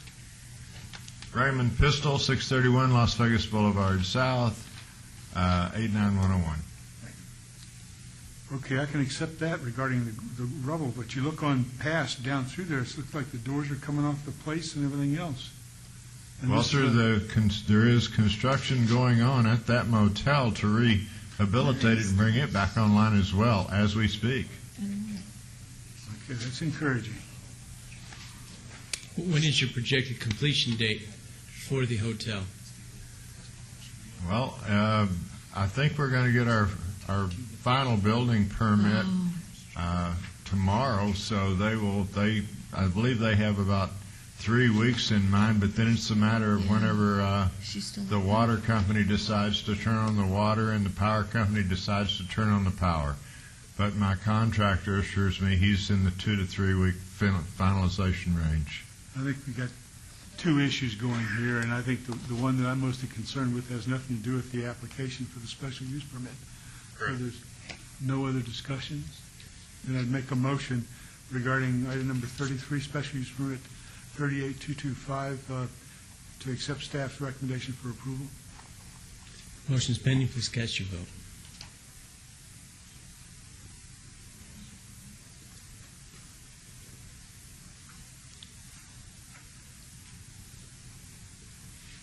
And that motion carries. With Chairman Truesdale abstaining, and that is final action in the absence of an appeal within 10 days. Thank you. Thank you.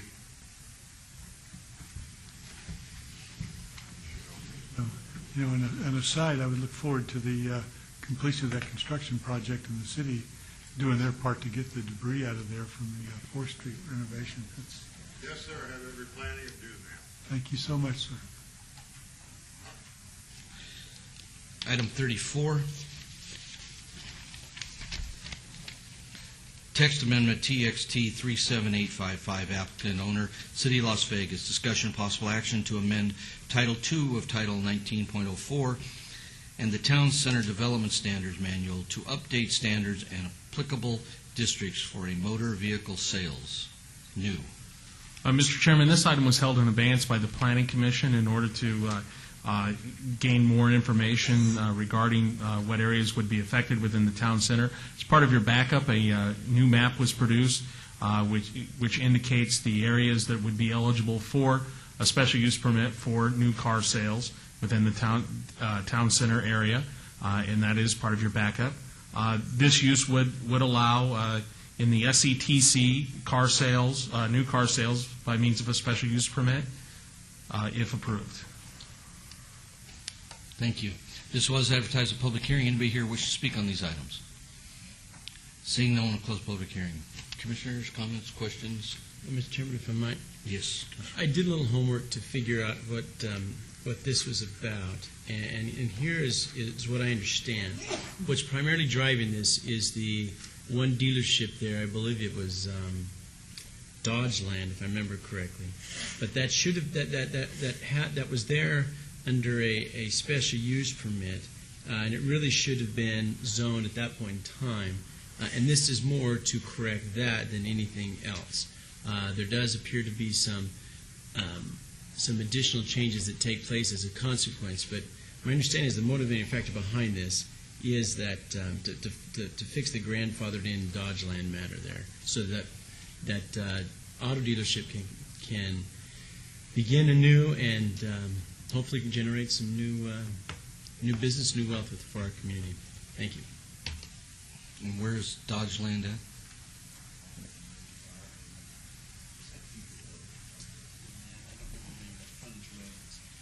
It's the frontage road just north there of Ann, and yeah. So, Mr. Rankin, on the map here, are the crosshatched areas what would be incorporated into this? That is correct. That is all the SCTs located within the town center plan. And let me try to kind of put perspective on some of these properties, just so I can understand this better.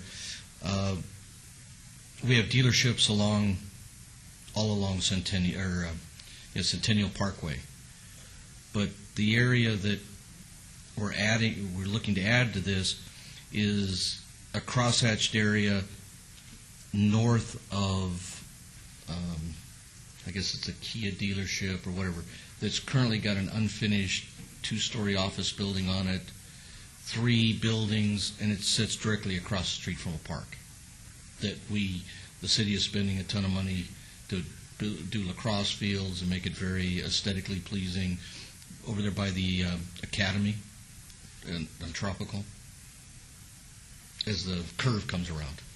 Okay. Then we're including an existing retail building at Durango and or mini storage and retail building at Durango and the freeway in the Diamond there. And we're including some existing shopping center and a 2-story parking garage along Centennial Parkway just east of Durango as well. And we're including the Lowe's shopping center at Farm in Durango and the property that we had before us this evening, the Walgreens, we're going to include that in this.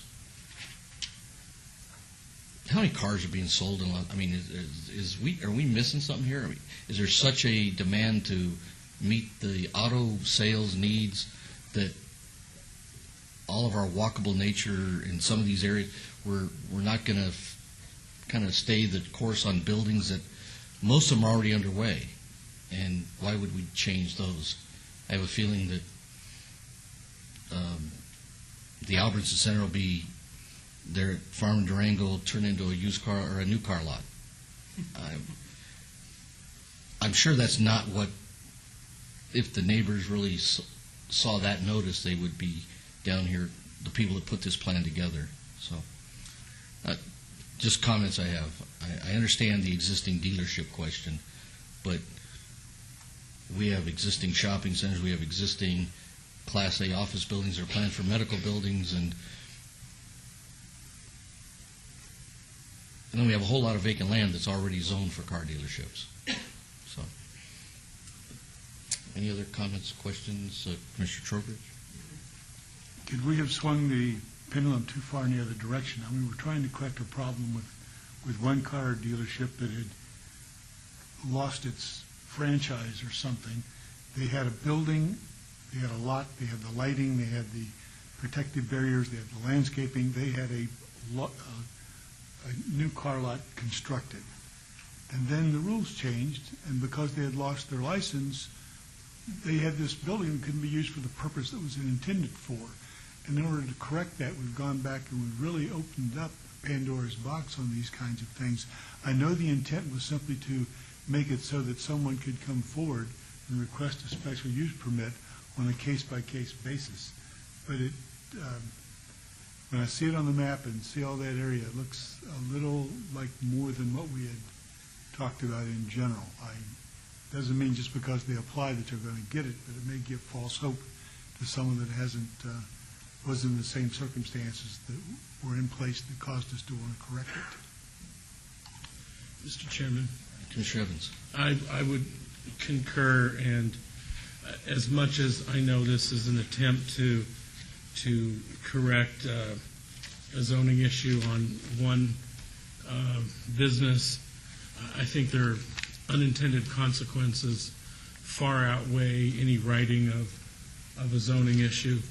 And those of us who were around in the days of the early stages in planning of Town Center absolutely, this is absolutely contrary, I think, to the original intention. So my motion would be to deny the director's business item. If someone can help me with the number. Item 34, TXT 37855. Very good. My motion would be for denial. Once again, I think the correction of one zoning matter, the unintended or the consequences of that far outweigh the righting of one zoning matter. So my motion would be for denial. There is a motion. Any other comments, Commissioner Trowbridge? Well, I would support that motion, but I would still like to see the text amendment come back and correct, if necessary, that one particular problem that we started off trying to fix. I'm not sure that would be allowed, though. I don't know. I think we had to create an... Again, the motion, the item before you is with regard to a text amendment. There is no analysis of any specific issue, and staff will certainly look at any particular instance on its merits. But I think Commissioner Trowbridge was saying that perhaps that one parcel could be corrected. Is that? Do a little spot zoning. Again, the item before you is a text amendment as written, and with regard to any specific instance, staff will certainly address it however we possibly can. Okay. Thank you. There is a motion for denial. If there are any other comments or questions, please cast your vote.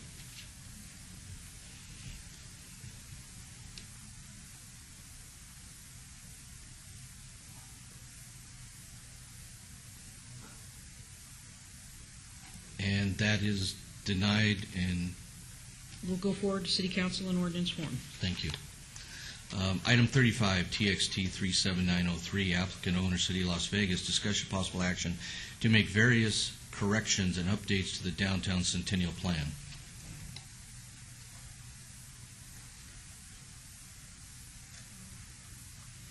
Nice to see you this evening, Phil. I apologize. I was not prepared to do this item, but however, there are a number of corrections that we do need to make to the downtown Centennial Plan. One is relative to the map of the downtown Centennial Plan.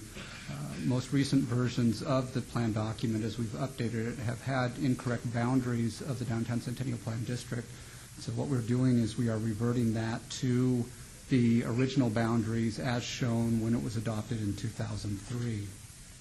There is another element relative to streetscape requirements that we are changing. That is relative to tree grades at tree wells. What we're going to do in the future is use decomposed granite, which we've already done along the new ACE line on Casino Center. And then also another correction that we need to make to the plan is relative to a pedestrian trail alignment. That concludes my presentation. I'll go ahead and take your questions now. Thank you. This was advertised a public hearing. Anybody here wish to speak on this item, please come forward. Thank you, Todd Farlow, 240 North 19th Street. On the trail that follows the freeway down, where it gets to Eastern, just north of Stewart, there's no way that you can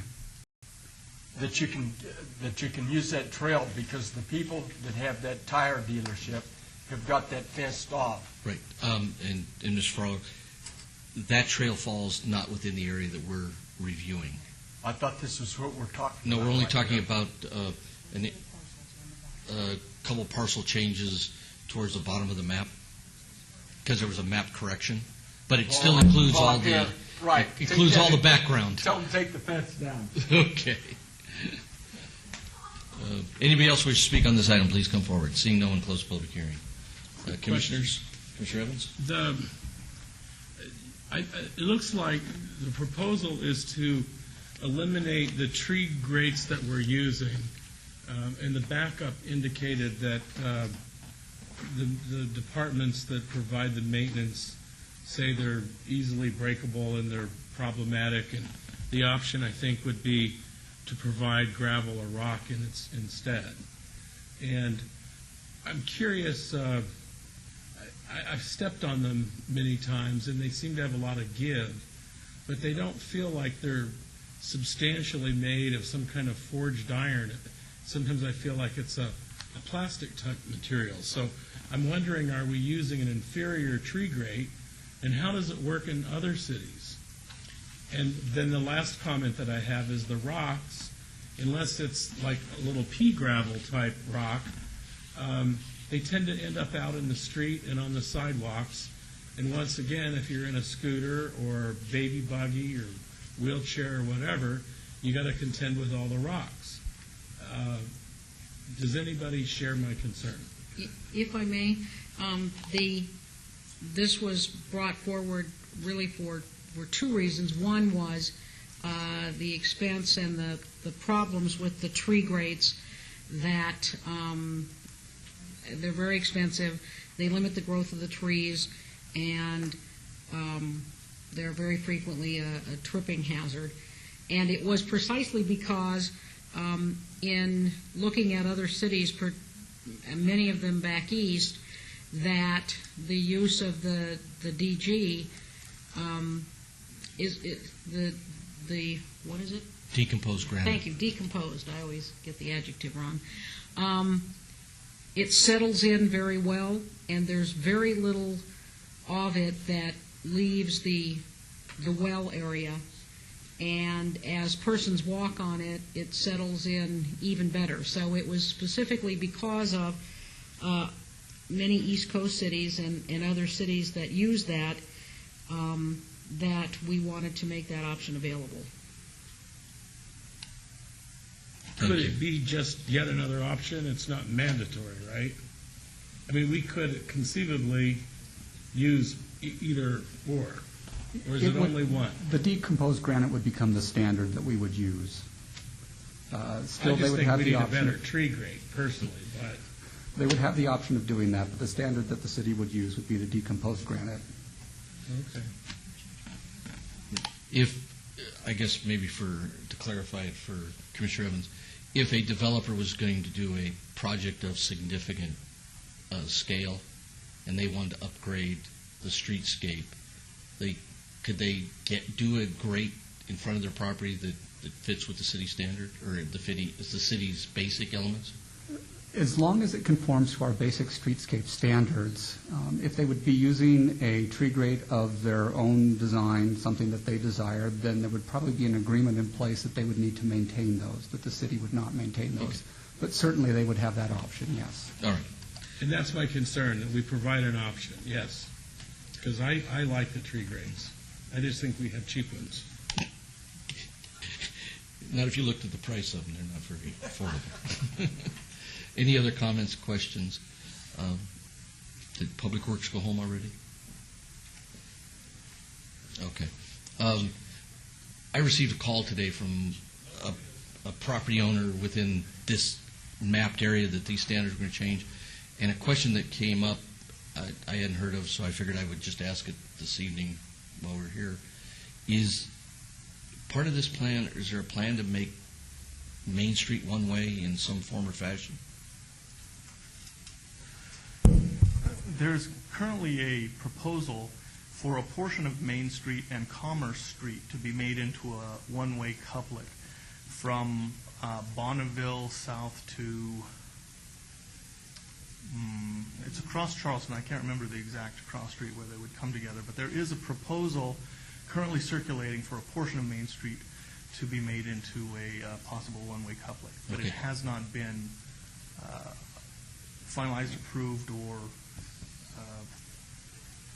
It's not an actual plan at this time. So there would go through some public comment before. In fact, right now, it's going through a number of stakeholder meetings as we speak. They've planned 3 or 4 stakeholder meetings. They've had a couple. And so, yes, it is going through the public process. It was a question that was raised, but the main thrust of what we're here is correcting the map on everything that we'd previously done. So is there no other comments or question? Motion? Commissioner, no other discussion. I'll make a motion on item number 35, text amendment 37903. Make a motion to approve the text amendment as presented. Is a motion concerning the text amendment for approval. Is there any other comments or questions? Please cast your vote.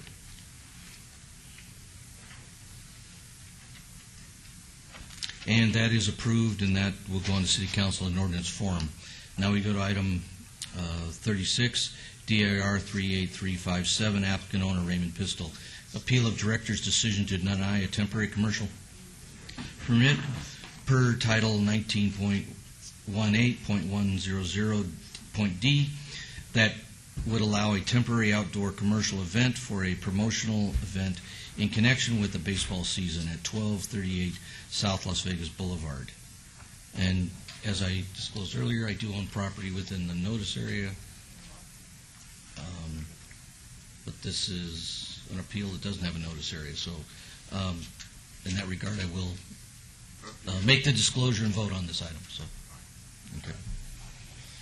Mr. Chairman, the requested temporary commercial permit was denied as the proposed event was determined to be incompatible with existing development in the surrounding area. The reasons for this determination are as follows. The subject site is located within the Downtown South District of the Downtown Centennial Plan and is also part of the Las Vegas Boulevard Scenic Byway Overlay District. The event as proposed uses materials and equipment that are industrial in nature, are not aesthetically compatible with the surrounding area, and do not enhance the overall image of downtown. In addition, the location of the event in the center of a parking area creates a safety hazard by injecting pedestrian activity into an area usually reserved for vehicular traffic. Staff recommends denial of the appeal. If denied, the event will not be permitted at this location. If this appeal is upheld, a temporary commercial permit shall be issued for the proposed event. As such, the listed conditions of approval are standard conditions for the issuance of any temporary commercial permit pursuant to Title 19.18.100F. Please note that events approved through a temporary commercial permit are limited in duration to no more than 30 days for each event, and that a maximum of 6 events may be permitted at a location within 1 calendar year. Good evening. Good evening. Alan Lichtenstein, 3315 Russell Road, on behalf of my client, Raymond Pistol. He can describe more about what this promotional event is. It's a promotion for the property of Talk on the Town. I just have to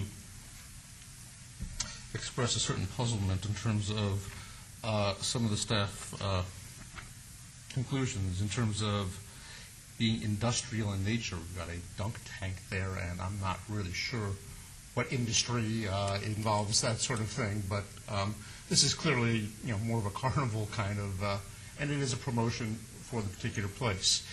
As far as the aesthetics of the area, we talked about that before. I mean, one of the things he's trying to do is upgrade his property, but let's be very honest about it. That section of Las Vegas Boulevard, you probably don't want things that are aesthetically compatible with what's there now, because what's there now is a lot of vacant buildings and something that needs to be upgraded. In terms of the overall image of Las Vegas, if this were a permanent kind of thing, and there were some real plans for upgrading the area, that argument might make sense. But as you said, this is a 30-day thing, and I defy anyone to really suggest that within the next 30 days there's going to be any major upgrade in that particular area. Anything that brings people to that area, anything that brings life to that particular section is by itself going to be an upgrade because, again, the worst thing you have there is what do you have there most, which are vacant buildings and businesses that are not surviving. So somehow or other the aesthetics, about the closest thing aesthetically is actually every first Friday, which behind that particular parcel, they do have some street fair there and some bands and some things like that, which this would be very compatible with. But most of the time, of course, you don't have that. Most of the time, you just have an area that is exceedingly depressed and some businesses just trying some ideas to stay in business and not join the growing number of vacant buildings. And again, Mr. Pistol can tell you more about exactly what that is. Well, basically, Name and address again. Name and address. Raymond Pistol, 631 Las Vegas Boulevard South, Las Vegas 89101. If you could put the picture back, I would appreciate it. There you go. You'll notice that we have a fenced-in area, and we have a girl swinging there oftentimes between 4 and 10. She just waves at traffic, and it's kind of we're right there at the downtown area where at that corner is the downtown gateway. And so she's kind of saying, welcome to downtown. That's kind of my bit of promoting the business and also just being a good Las Vegas attraction, I guess. The bus people that are on the tours point her out, and she waves at them. People honk at her, she waves at them. There's no signs, there's no advertising, there's just a pretty girl, which that's what Las Vegas has been built on since after it was a pond out there. So anyway, the other things that we do from time to time, you'll notice the basketball court. During March Madness, what I did was I like to have fun. And so my customers could shoot, and if they succeeded in making a three-point shot, they got in for free. We found out that a lot of people came along and they wanted to shoot basketballs. And they wanted more than one shot, and they wanted to go out there and go one-on-one, and I couldn't do that because I didn't feel it was legal. So I made people unhappy as opposed to happy. So now March Madness is over. It's baseball season. So I bought this dunk tank. And the idea is if you dunk the occupant, you get in free. But I know already by setting it up just to put all of the netting and everything to make sure that it was safe and balls wouldn't go on Las Vegas Boulevard, people are already coming up saying, hey, we want to do that. Well, I can't let them do it unless I have a license. So I decided to apply for a license, and I was a little surprised I got turned down, and it hurt my feelings. Can I just also add? I can't imagine that. Can I just add one other issue in terms of the safety? I mean, this is a fenced-in area. There are security people there to make sure that people aren't getting run over, and it's not that unusual for events and promotions to be taking place in a parking lot, but all safety measures obviously have to be taken and are taken, so that really shouldn't be an issue. If you notice, there's that 12-foot fence up there on the side. We threw a lot of balls to make sure that nothing could get out of that area. And like I said, it's already proven with the basketball, there was no safety issues or anything else. And it isn't like, we have people on the bowl sometimes. We have people swing sometimes. We have various sundry things out there. Never had a pedestrian run over yet. Thank you. This was advertised a public hearing. Anybody here wish to speak on this item, please come forward. Seeing no one, we'll close the public hearing. Commissioners, comments? So let me guess, you have to ride the bull for so long and not fall off to get in free? Actually, that's a good idea. I didn't think about that, but no, the insurance is so prohibitive on the bull, I only allow employees to ride the bull. Your attorney made representation that this area of town is already blighted in a sense, but as a business owner down there, I don't see you putting in anything to try to enhance your building. Oh, put in about $500,000. What do you want? I want to see some results. Okay, well, I gave results. If we talk about the renovation of the broken-down motel and the attempt to get that as a going business, I think is certainly showing an attempt to... But I don't think your representation of how this compares to First Friday with bands and stuff, this is like the oil in the water that's gushing out the Gulf. It's a travesty to ride by and see this type of activity going on in the parking lot. It's so far out incompatible that, I'm almost speechless. When Todd Farlow doesn't come up and speak during the public comments, something's wrong. If I may, I know a little bit about special events. And I agree with the director's decision that this is an incompatible activity with the area. You yourself are investing over $500,000 to clean up the motel. I would assume that the reason you're cleaning up the motel is not so that you could have someone shooting hoops in the front yard, nor riding a bull, nor throwing someone in a dunk tank, or having a lady on a swing. It all seems it's going towards the area of an adult-oriented carnival. In the front of the motel, you're investing $500,000 in. And I think it's incompatible with the area, period. And what it has to do with baseball season and the 30 days for baseball season escapes me also. Is there a theme to the gal swinging on the deal and the horse or the bucking bronc and the basketball and all this is just it's a Yes, the hodgepodge. theme is fun, Commissioner Trowbridge. They get to play a game. My main clientels are young men, and they like to play games. They love to play games. Would you restrict children to the area? Well, obviously we don't have many children in that area. I wonder why. But I don't let them. Well, because it's a commercial Could it have area something to do with with the sign that heavy says streets nude on and 4th and your Las stimulus Vegas package Boulevard. has $10 lap dances? I mean, this is clearly incompatible activities with a motel. Can I ask a question? Because I am getting a little confused here, because it seems that the objection seems to be about the business itself. It's the incompatibility with the area is the And objection. the business itself is in that area, has been there since 90. Whenever, and there's no... Which business are we referring to, sir? I'm talking about the motel.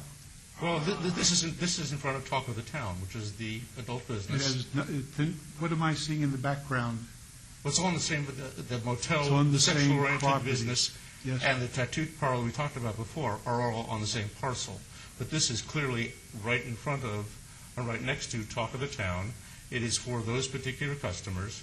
And, again, the fact that people may think that particular business is not compatible with their idea of what should be there or whatever is almost irrelevant, because that is a legitimate licensed business that's been there for many, many years. There's no adult activity taking place in the parking lot. No, I might be the world's best customer of the Talk of the Town, and I might really appreciate the $10 lap dance. It's irrelevant to whether you've got a basketball hoop and a bronking bull and a dunk tank in the front of a motel. That's the incompatibility. A motel is a motel. You don't go to a motel because it has a front entrance attraction of a carnival, a low-end, adult-oriented carnival. It's absolutely incompatible with the operation of the motel, and you're not going to see my support. Thank you. A, it's not in front of the motel. B, the motel's not in operation. Okay, are we going to tear the motel down, or are we going to invest $500,000 that you promised you were doing? Well, first off, Can I just say, by the time the motel gets up even with the building code, this temporary period will be long gone. And then We're not talking about something okay, that's... now that we're talking about it, I was wondering, did you get your permit for the basketball hoop and using it as an entrance enticement, or the bucking bull, or the gal on the swing? Do we have permits for all that? I don't need a permit for any of this, sir. You don't? Well, then why are we here to have a dunk tank? I just was trying to make customers happy who wanted to pay money to play them, and I don't put all of these out at once. I was kind of displaying all of the things that we do. Now you have to pay to play these. I thought these were like a game of chance to where if you made the basket, you got in free. Sir. Now you're telling me you have to pay to play the game. I'm saying that people want to continue. They want to play the game, and I have to say no. And so I was attempting to be able to say yes to Why don't we go back? We can direct the questions through the chair and kind of focus on the appeal of the issue that's before us and its compatibility, the issues that the director raised. I think the applicants, presented their story, and I know if we have any specific questions, then we'll go from that direction. Is that fair? Mr. Chairman, maybe Commissioner I can Evans? help reframe this for my clarity. First of all, I think the swing thing is marketing genius, and works really well along the boulevard. And you're right about the double-decker buses; they wave. But when I look at this, it looks to me like some of these enticements are temporary in nature. And my thought is, how do you make them, without making them permanent, how do you make them more aesthetically pleasing? Because it isn't the use, in my mind, that it's an issue. It's like the orange or whatever, that temporary construction netting. It just has a cheesy look to it.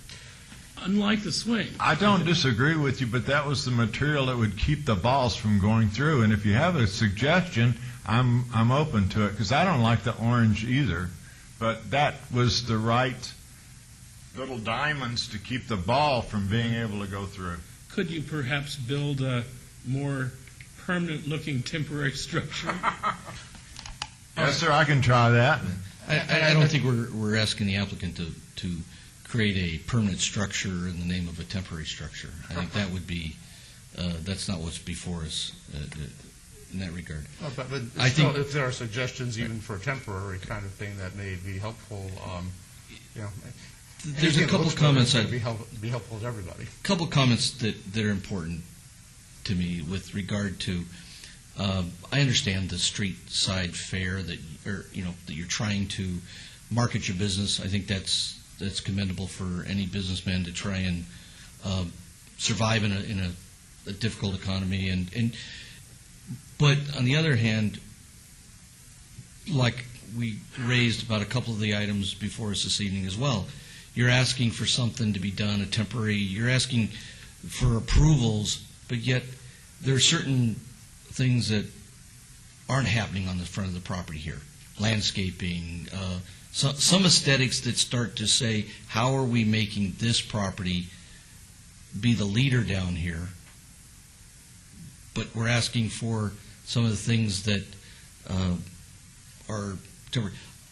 Again, the girl on the swing, that's great.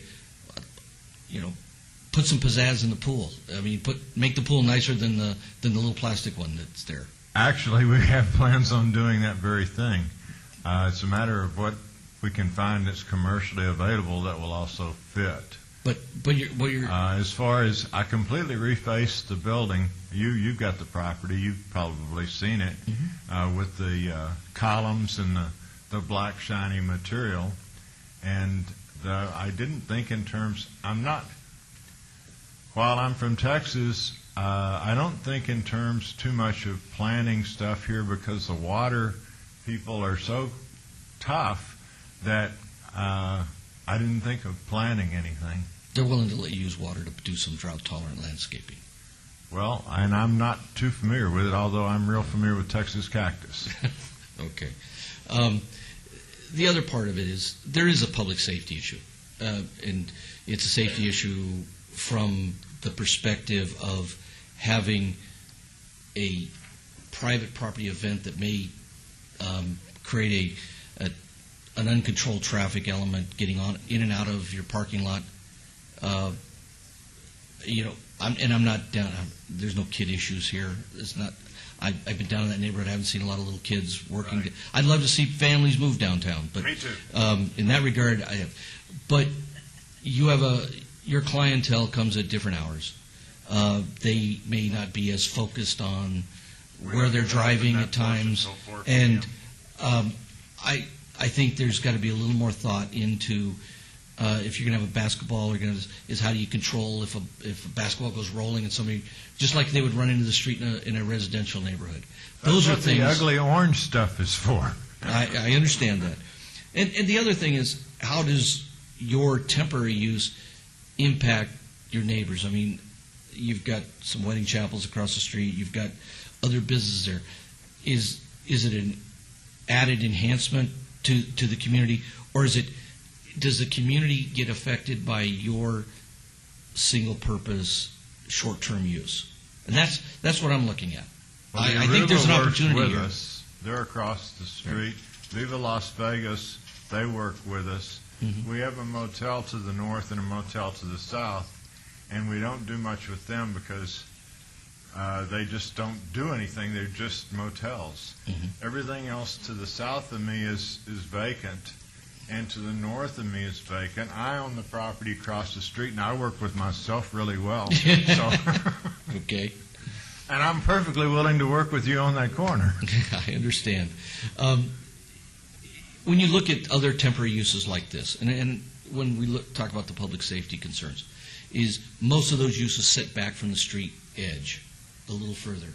We're set back over 20 feet, and we've got that fenced-in area, but I'm perfectly willing to move it more toward the center or move it wherever you like. It's 1.79 acres, so we can find a new place, but that one seemed to be the best where we could promote and also be safe, because we had some existing things there that we could tie into to improve the safety. And understand, we can't design it for you. We can't say, all the things that might make this work, because I don't know everything that makes this work for the planning department. But I know that what I see before us doesn't give me the comfort feeling when we look at all these concerns.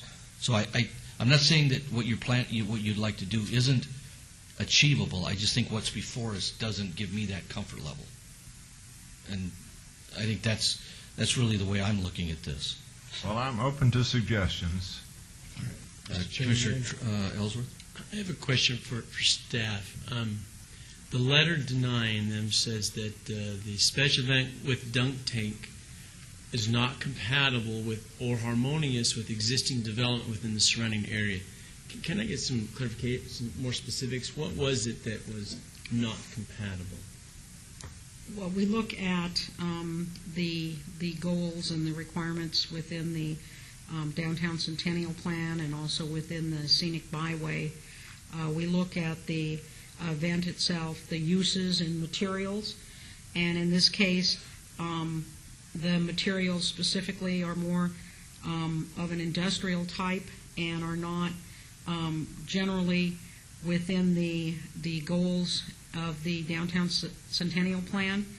The location within the parking lot itself, the parking aisles, the getting to and from this facility, if you will, was of concern because it is in an area that has vehicular traffic on both sides.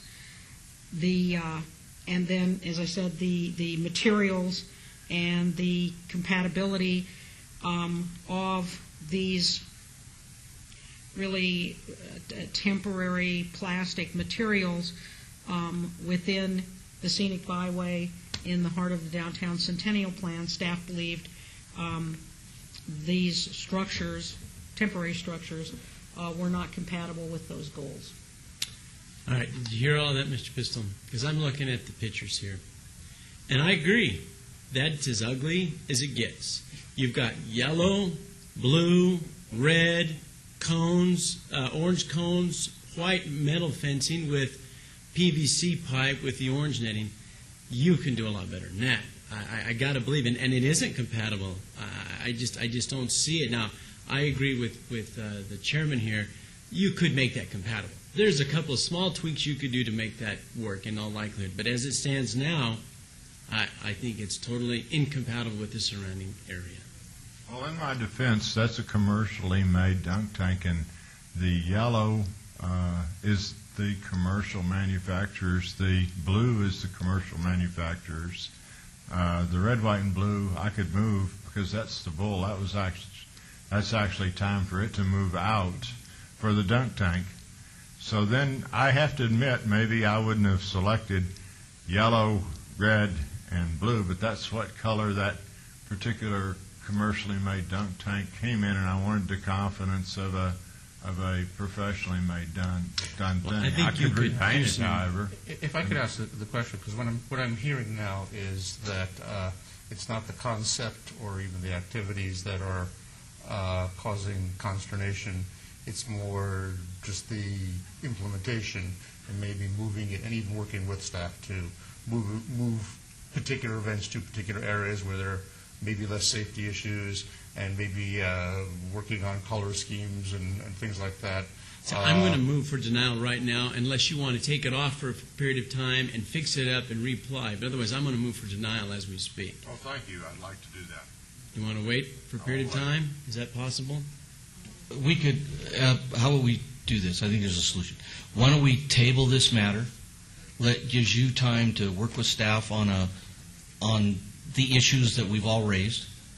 And if you can come to an agreement with the director of planning on addressing those concerns, then it won't come back to us. But if there's an issue, then it would come back to us, right, Director Wheeler? Is that? The issue is that the applicant has filed an appeal this evening. Okay. So we have to respond to it. Yes. Okay. Then unless they choose to withdraw. change or table or whatever we table. want to do. But they are entitled to an action this evening based upon their filing of this appeal. Just procedurally, so if we withdraw this at this point, we can do what?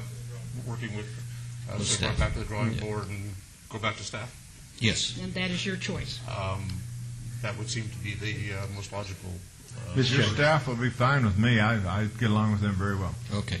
Then we'll go ahead. Mr. Chairman, I just might say this. They withdraw the appeal, but the understanding is that the temporary commercial permit has been denied. And so the use as it is needs to be dismantled. And so if they come back with a new application, it can be heard again by the director. Right.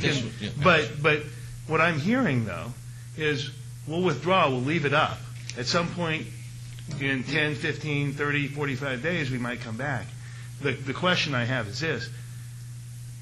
Do you really want to allow withdrawal, or do you want to deny the appeal and have them just start over again? So there are things that you can do here, options that you have. That's all I'm pointing out. We're certain the idea that I was understanding, and correct me if I was wrong, is that in withdrawing it, we would take the thing down and work on a plan with staff and not put anything up until that's agreed upon. It was never the idea that it would just maintain the status quo at that particular point. And frankly, you folks know the procedural stuff far better than I do, and I'm really looking for the way to deal with it without putting forth extra procedural layers that would just waste time for everybody. Okay. Then if we, then you're requesting withdrawal. And withdrawal with the understanding without that we'll be prejudice. taking that. Okay. That requires a motion that we move to accept the applicant's a withdrawal of their appeal. And that'll be my motion. Okay. And if there are no other comments, clarification, then we'll go ahead, cast your vote on the motion.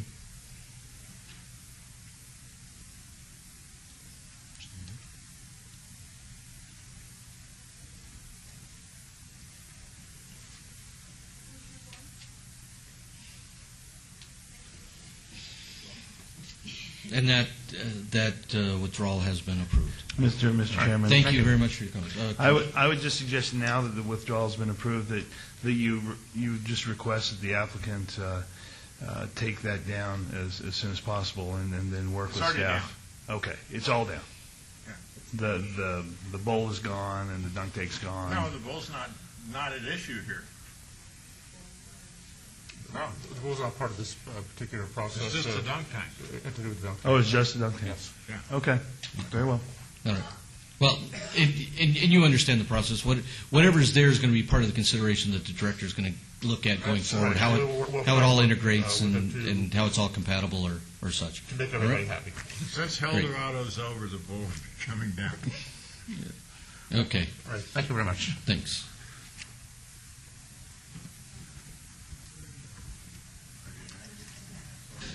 Item 37, DIR 37955, applicant owner, City of Las Vegas. Update on long-range planning items. Good evening, Chairman and Commissioners. Andy Reid from Planning and Development Department. State law requires a yearly report regarding the status of the master plan.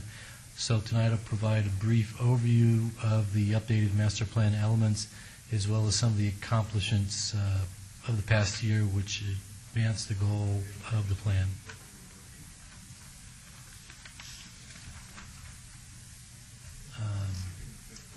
Okay, next slide, please. Thank you. The city's master plan includes all 18 elements required by state law. The planning department's goal is to update each element every 5 years to ensure that the elements remain consistent with all city policies. Next slide, please. We've updated a total of 6 elements in the past year. You see 4 on the slide in front of you. We've had these reviewed by Planning Commission, they've been reviewed by City Council, and they've also gone to the ordinance stage. That's the transportation, streets, and highways element. That included goals related to walkability. The land use element was updated to include a rural neighborhood preservation section as required by state law. The economic element was updated to prioritize projects and identify funding sources for addressing capital improvement needs within the city. And the population element was updated to identify demographic trends, project future population levels, and determine resource availability for addressing future growth within the city. Next slide, please. And there's 2 more elements that we've gotten reviewed by Planning Commission. City Council has reviewed them, and the next stage is to have City Council ordinance them. That's the seismic and safety element, which was updated to include the location of new city fire stations, as well as new city flood control facilities, and the historic properties preservation element, which was updated to comply with recently approved state legislation, which required inclusion of paleontological. Yeah, I'm not even going to try that one. Sites, and required the city to address the preservation of historic neighborhoods. Next slide, please. Next year, we're going to be bringing the conservation element and the water element to the Planning Commission and City Council review for review and update. With the city's efforts towards sustainability and conservation, we're expecting to have to do a lot of work on those. Next slide, please. Some of the accomplishments this year: construction of Floyd Lamb Park, Visitor Center, the placement of the Berkeley Square Historic District on the National Register of Historic Places, and the Historic Research Survey of the Southwich neighborhood all advance the goals of the historic properties and preservation element. Next slide, please. The department participated in planning efforts related to the ACE downtown corridor and the ACE Sea Line. Those efforts advance the goal of the transit element. Next slide, please. And the city also participated in planning efforts related to Teton Trails Park, Wallapai Canyon Trailhead, and the Centennial Hills Park.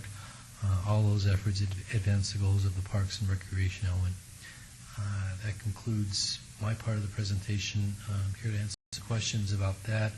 And Flynn is also going to give you an update regarding walkable communities. Moving on to the next slide, please. As the Planning Commission is aware, we have been working on a corridor plan for West Charleston, a walkable community plan for the Meadows neighborhood, which is the neighborhood immediately south of the Meadows Mall, and then also a walkable community plan for what we're calling the Village Square neighborhood, which is at the intersection of Sahara and Fort Apache. If I could have the next slide, please. We started these plans with great enthusiasm, and we sent out postcards to residents in all of those areas and did some advertising, and we held meetings. And we held those meetings in the fall of 2009, and we had very, very poor turnout to those meetings. And we discovered that you can't really develop a plan without the input of the people who are affected by the plan area. So we realized that we had to go back to the drawing board. If I could have the next slide, please. What we did was we came up with an outreach plan, a way to get better input from those who live within the plan areas. There are approximately 7 neighborhood associations, both within the Village Square area and within the Meadows Walkable Community Plan area. And so what we decided to do was, rather than trying to get the people to come to us, we went to the neighborhood associations. And so over the course of the months of April and May, Margo and I attended about 14 meetings with neighborhood associations, talking to those groups about walkable communities, about improving pedestrian connections, adding bike lanes, things that can make neighborhoods more walkable and safer for residents. We also attended 2 neighborhood events. We weaseled our way into an Earth Day event. I believe Margo attended that. There was also a 5K race held at one of the middle schools in the Meadows neighborhood, and one of our staff members attended that, not me. And we handed out flyers giving people information about these plans and also directing them to our website, where we had a survey that they could take where they could address issues relative to their neighborhood and tell us what they felt needed to be improved in their neighborhood relative to walking and bicycling. And then we also had a staff member who sat outside in Albertsons in the Village Square area and passed out flyers with our website information and went around to businesses in both of those areas, also telling them about our walkable community plans. And so by doing improved public outreach, we got better input on those plans. If I could have the next slide, please. Relative to the West Charleston corridor plan, we heard a number of different things. First of all, relative to trees, we had a lot of people who said we definitely need more trees for shade along Charleston Boulevard. Interestingly enough, we also had a couple of people who said they didn't want any trees whatsoever. So it's interesting when you go out to the groups and see what they want. Lighting was another big issue. Medians seemed to draw the most attention there on West Charleston. Business owners wanted to preserve access to businesses, and so they wanted us to take a look at that. And so certainly that's something that we'll be doing as part of this plan effort. They also talked about things such as transit and development standards. Next slide, please. In the Meadows neighborhood, one of the big things that came up was completing the sidewalk network, widening sidewalks on Alta, and interestingly enough, also improving access to Meadows Mall. A couple of the residents talked about going through, there's a perimeter wall on the south side of Meadows, and they wanted to have pedestrian access through that wall, and then also safe crosswalks across Meadows Lane in order for them to get to the mall. They also talked about safety in the neighborhood, that they'd like to see improved lighting so that they'd feel safer walking in the neighborhood, and then also providing places for people to rest, that we need to have benches here and there as people are walking through the neighborhood. Traffic, again, is a concern in neighborhoods, wanting to watch the speed of traffic. And then they also talked about amenities in the neighborhood. They recently lost a grocery store there in Decatur and wanted to see that come back. Next slide, please. In the Village Square area, residents also talked about sidewalks there. Now, in that area, they do have a lot of sidewalks and trails. However, one of the big issues is relative to crossing Sahara and Fort Apache, both very busy streets. So one of the things that we heard from that group was that they wanted the crosswalks to be safer. They also talked about having additional trees. While they have wonderful trees within the neighborhood that provide shade, along portions of Sahara and Fort Apache, there needs to be additional street trees to provide shade. Also talked about traffic and amenities. Having a post office in the neighborhood would be something that would make it a better place. One of the interesting things I heard from a resident was he was talking about how you know, this isn't an urban area. Why would people be expected to walk? This is more suburban. And interestingly enough, his neighbor said, you know, we can walk to restaurants, we can walk to movies. Even though it's not an urban area, there are a lot of amenities there that we can walk to. It just has to be safe for us. And so that was an interesting comment to hear there. Moving on to the next slide, please. With the input that we finally received on these plans, we are busy at work adding the comments that the neighbors gave us and then trying to address those comments so we can develop recommendations. Our intent is to go back with a draft plan to our neighborhood associations in September. And so Margot and I will be on the road again, meeting with the neighborhood associations. We will also have the draft plans on the city's website, on the Planning and Development webpage. There will be a link to that, so that people can go to the website and offer comments on the draft plans as we get those developed and up there. We'll have a general input meeting in October, and then we hope to be back before you with those plans in October and November. And so that is our schedule for our walkable community plans and our corridor plans, and I'll go ahead and take your comments if you have any at this time. Thank you. This was advertised as a public hearing. Anybody wishing to comment on these items? Seeing no one, close public hearing. Commissioners, any additional questions or comments? I'll just mention, if I may, real fast, one of the things we also did is I don't even know if Lynn remembers this, but we got into PTA meetings and were able to meet with school groups also to get, I think I was at middle schools. I'm not real good at this, but I think that's where I was. So again, a great deal of effort was made. We also worked the Meadows Mall RTC fair thing all one day Saturday. So a lot of effort did go into getting greater input, and then we hope we'll get good input to the draft plans, and that's including from this esteemed body. Thank you. If there are no other questions, thank you for the update. We appreciate it. Now we go to item 38, TXT 38337, applicant owner, City of Las Vegas, discussion of possible action to amend Title 19.04 and Title 19.20 to revise and expand the definition and standards for a hotel lounge bar. Mr. Chairman and members of the Commission, Flynn Fagg with the Planning Department. We've had a number of requests for mixed-use projects, the ability to have some type of an ancillary bar facility, a small-scale lounge facility.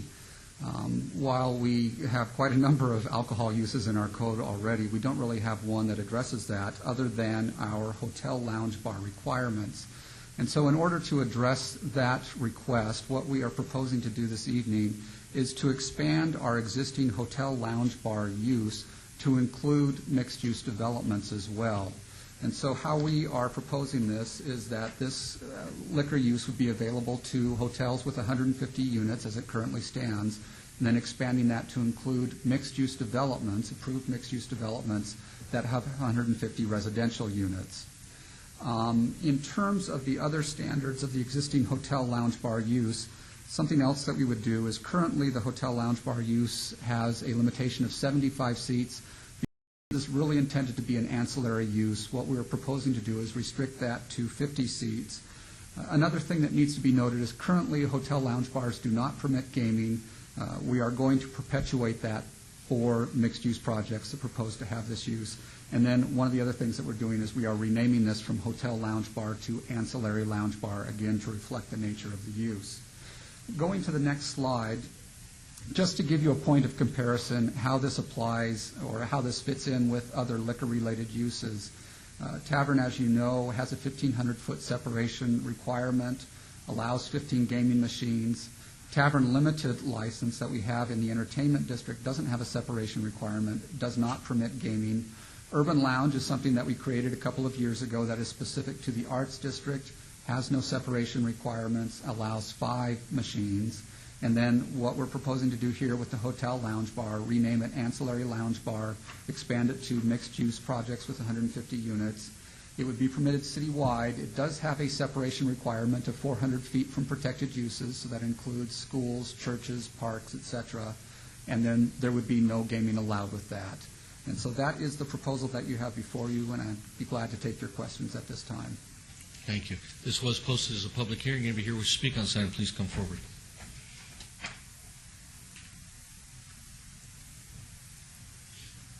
Thank you, Todd Fowler, 240 North 19th Street. Could you expand a little bit more on the mixed use? I mean, we're not talking about just 150 apartment units, right? We're talking about... Through you, Mr. Chairman, if I might.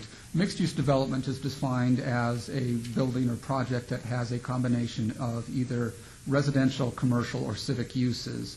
What you find most typically, especially here in the downtown area, is you have a number of residential units, and then you also have ground floor commercial spaces. And so how this is intended to be used is that the ancillary lounge bar would be located on the ground floor of the mixed-use building, occupying one of the commercial spaces. The question I have on this, I remember something that we had, I think it was along Upper Jones Street, where there was a long apartment use thing, and a guy was going to put, there was some sort of a commercial use on the first floor on the ground, and something like that. I don't think that they should be able to have a lounge bar on that, because it was just, I don't know, it was, I'm trying to think about the one, but it was, I think it was on Jones, and it was like a two-story thing, and like there's 160 units or something like that, where there's parking on the ground level, and then stacked two stories of apartments, and then they had applied for a commercial use for that, the ground unit that was closest to the street. So I mean, I can understand where we're coming from, but they have to come before the planning commission so you can see them. Thank you. Thank you. Flynn, with regards to this mixed use, we're talking about projects like, Newport Lofts, Streamline, Jewel, which has an existing ground floor retail. Exactly. Would this open the door for multiple operations within that building, or within that type of building? Because I know a hotel lounge is related to a hotel with that number of rooms. You can't get a second one in there. There is that possibility. However, they do have to come in for a special use permit. And so that's really the control that you have relative to having more than one in a particular mixed-use building. But, okay, the other question is, how would this affect, let's say, a 200-unit apartment complex that is in the downtown area? Well, there are a few, not many, and let's say they want to convert to a mixed use and knocked out 2 or 3 units on the ground floor for a quasi-commercial location in an older project. Would that mean virtually on a secondary arterial we could wind up with a bar? Let's say there was an apartment conversion. They'd have to go through an SDR process to basically add commercial uses to what is a residential development. And so there's a process, again, that they would have to go through where we would have to review that and make sure that there aren't any impacts and that they can accommodate the commercial uses to begin with. And then again, this lounge would require a special use permit that would require Planning Commission review. Okay. Thank you. Any other comments, questions, commissioners? How about a motion? I'll move for approval as recommended. Well, actually, there's no recommendation, but I'll move for approval. There is a motion for approval. If there are no other comments, please cast your vote.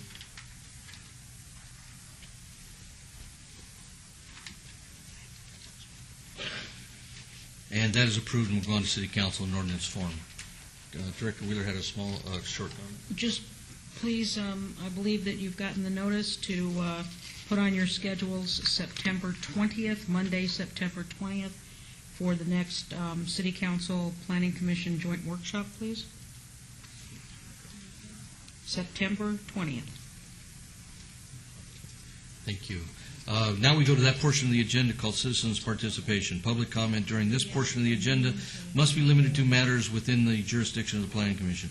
No subject may be acted upon by the Planning Commission unless the subject is on the agenda and is scheduled for action. If you wish to be heard, come to the podium, give your name, items will be limited to in discussion and time. Good evening. Lee Duspec, 9355 West Helena. I'm a little bit confused. Earlier, you guys changed an RE zoning to office, commercial, with much protest. I'm a little confused because the applicant specifically said that wouldn't work for him. He wasn't asking for an office designation, and it's not on the agenda as that. So I don't understand how you can approve that. Just to answer your question, I think the city attorney can clarify this for you. Yeah, very briefly with regard to why it's appropriate for this commission to vote for office as opposed to commercial is this. We have this thing called the open meeting law. The open meeting law requires us to announce what types of action will take place here. The law says that this commission has the authority to grant those zoning districts and GPA districts that are less intense than was advertised. The reason being is this. If you as the public are interested enough to come out for C1, which is intense, then it's acceptable for this commission to then recommend office, which is less intense. Had they said C1, no, how about C2? C2 would have been more intense, and therefore I would have given advice to the commission. We've got to renotice that because the public doesn't understand that C2 was on the table. Do you see the distinction there? So therefore, this commission has the power, and it's within their authority to amend the request from C1, a more intense use, to a less intense use. Do you see where I'm coming from, though? They didn't even ask for that, and they didn't want that, and you granted them that. Please direct that to the chairman. Okay. And in what was presented to us was, we want to do this bank, and we need this change to the general plan, and we need this zoning. They could do the use they're presenting to us with a lesser zoning, which we felt would address the use issue, but wouldn't open up the door for a lot of ancillary uses that we have no say on, that the neighborhood. So, yes, it's not what they wanted specifically, but it was less than what was noticed, but it also met whether they liked all the parameters of it, it still could get them what they represented to us. I understand that, and I understand that you apparently want a bank. Not everybody wants a bank. And the applicant specifically said that without a C1, he wasn't going to have a bank. Sir, if I may for 1 second, I'm kind of learning this stuff, but if we grant them the C1, let's just say they decide to go out and sell it and they don't build their bank, and then they are not, doing their due diligence to Commissioner Flangus and to his, neighborhood over there, and they're going to come in and build like maybe a small bar or maybe something that is not compatible to dead dogs or neighbors. And so it was Commissioner Flangus's idea to make it an office, because if they really were building a bank and telling the truth, then they should be happy with it. I totally understand and that. That's how it works. But what I don't understand is that they specifically weren't asking for that. Well, they probably weren't happy when they left. Well, I understand that. I don't know why it didn't remain RE then if they weren't asking for it. I think what was presented to us, in the information presented to us, looking at the property, I think the majority of this panel or this commission felt it was an appropriate business type use, and we should address it rather than just saying no to everything and let the neighbors fight 4 other battles on things that could come down the road. So we made the best decision based on what was presented to us in light of the neighbors' concerns and the applicant's request. Okay, so if the applicant can't do anything with the office designation, is that going to just remain a vacant lot until somebody can come along with something to build there? One, it has to go to council, and if they decide to do something different than what we did, their final action. We aren't. The other part is, it could be vacant for 20 years, no matter what we do. We can't force somebody to build the property. No, but you can. If I was the property owner and I had a rundown house there, you could make me fix it up. Code enforcement will deal with those issues. We aren't. I understand. Yeah, I was so- on the Lone Mountain Advisory Right. Board. So But I we can know only do the late best of nights. what's presented before us. Right. I was Right. just confused because they weren't asking for that designation, and they specifically said that what the project they had wouldn't work with that, and you still change the zoning on it. May I, Mr. Chairman? Thank you. They were asking basically for a bank. Right. Okay, and the lowest zoning designation which would allow them to do a bank was office.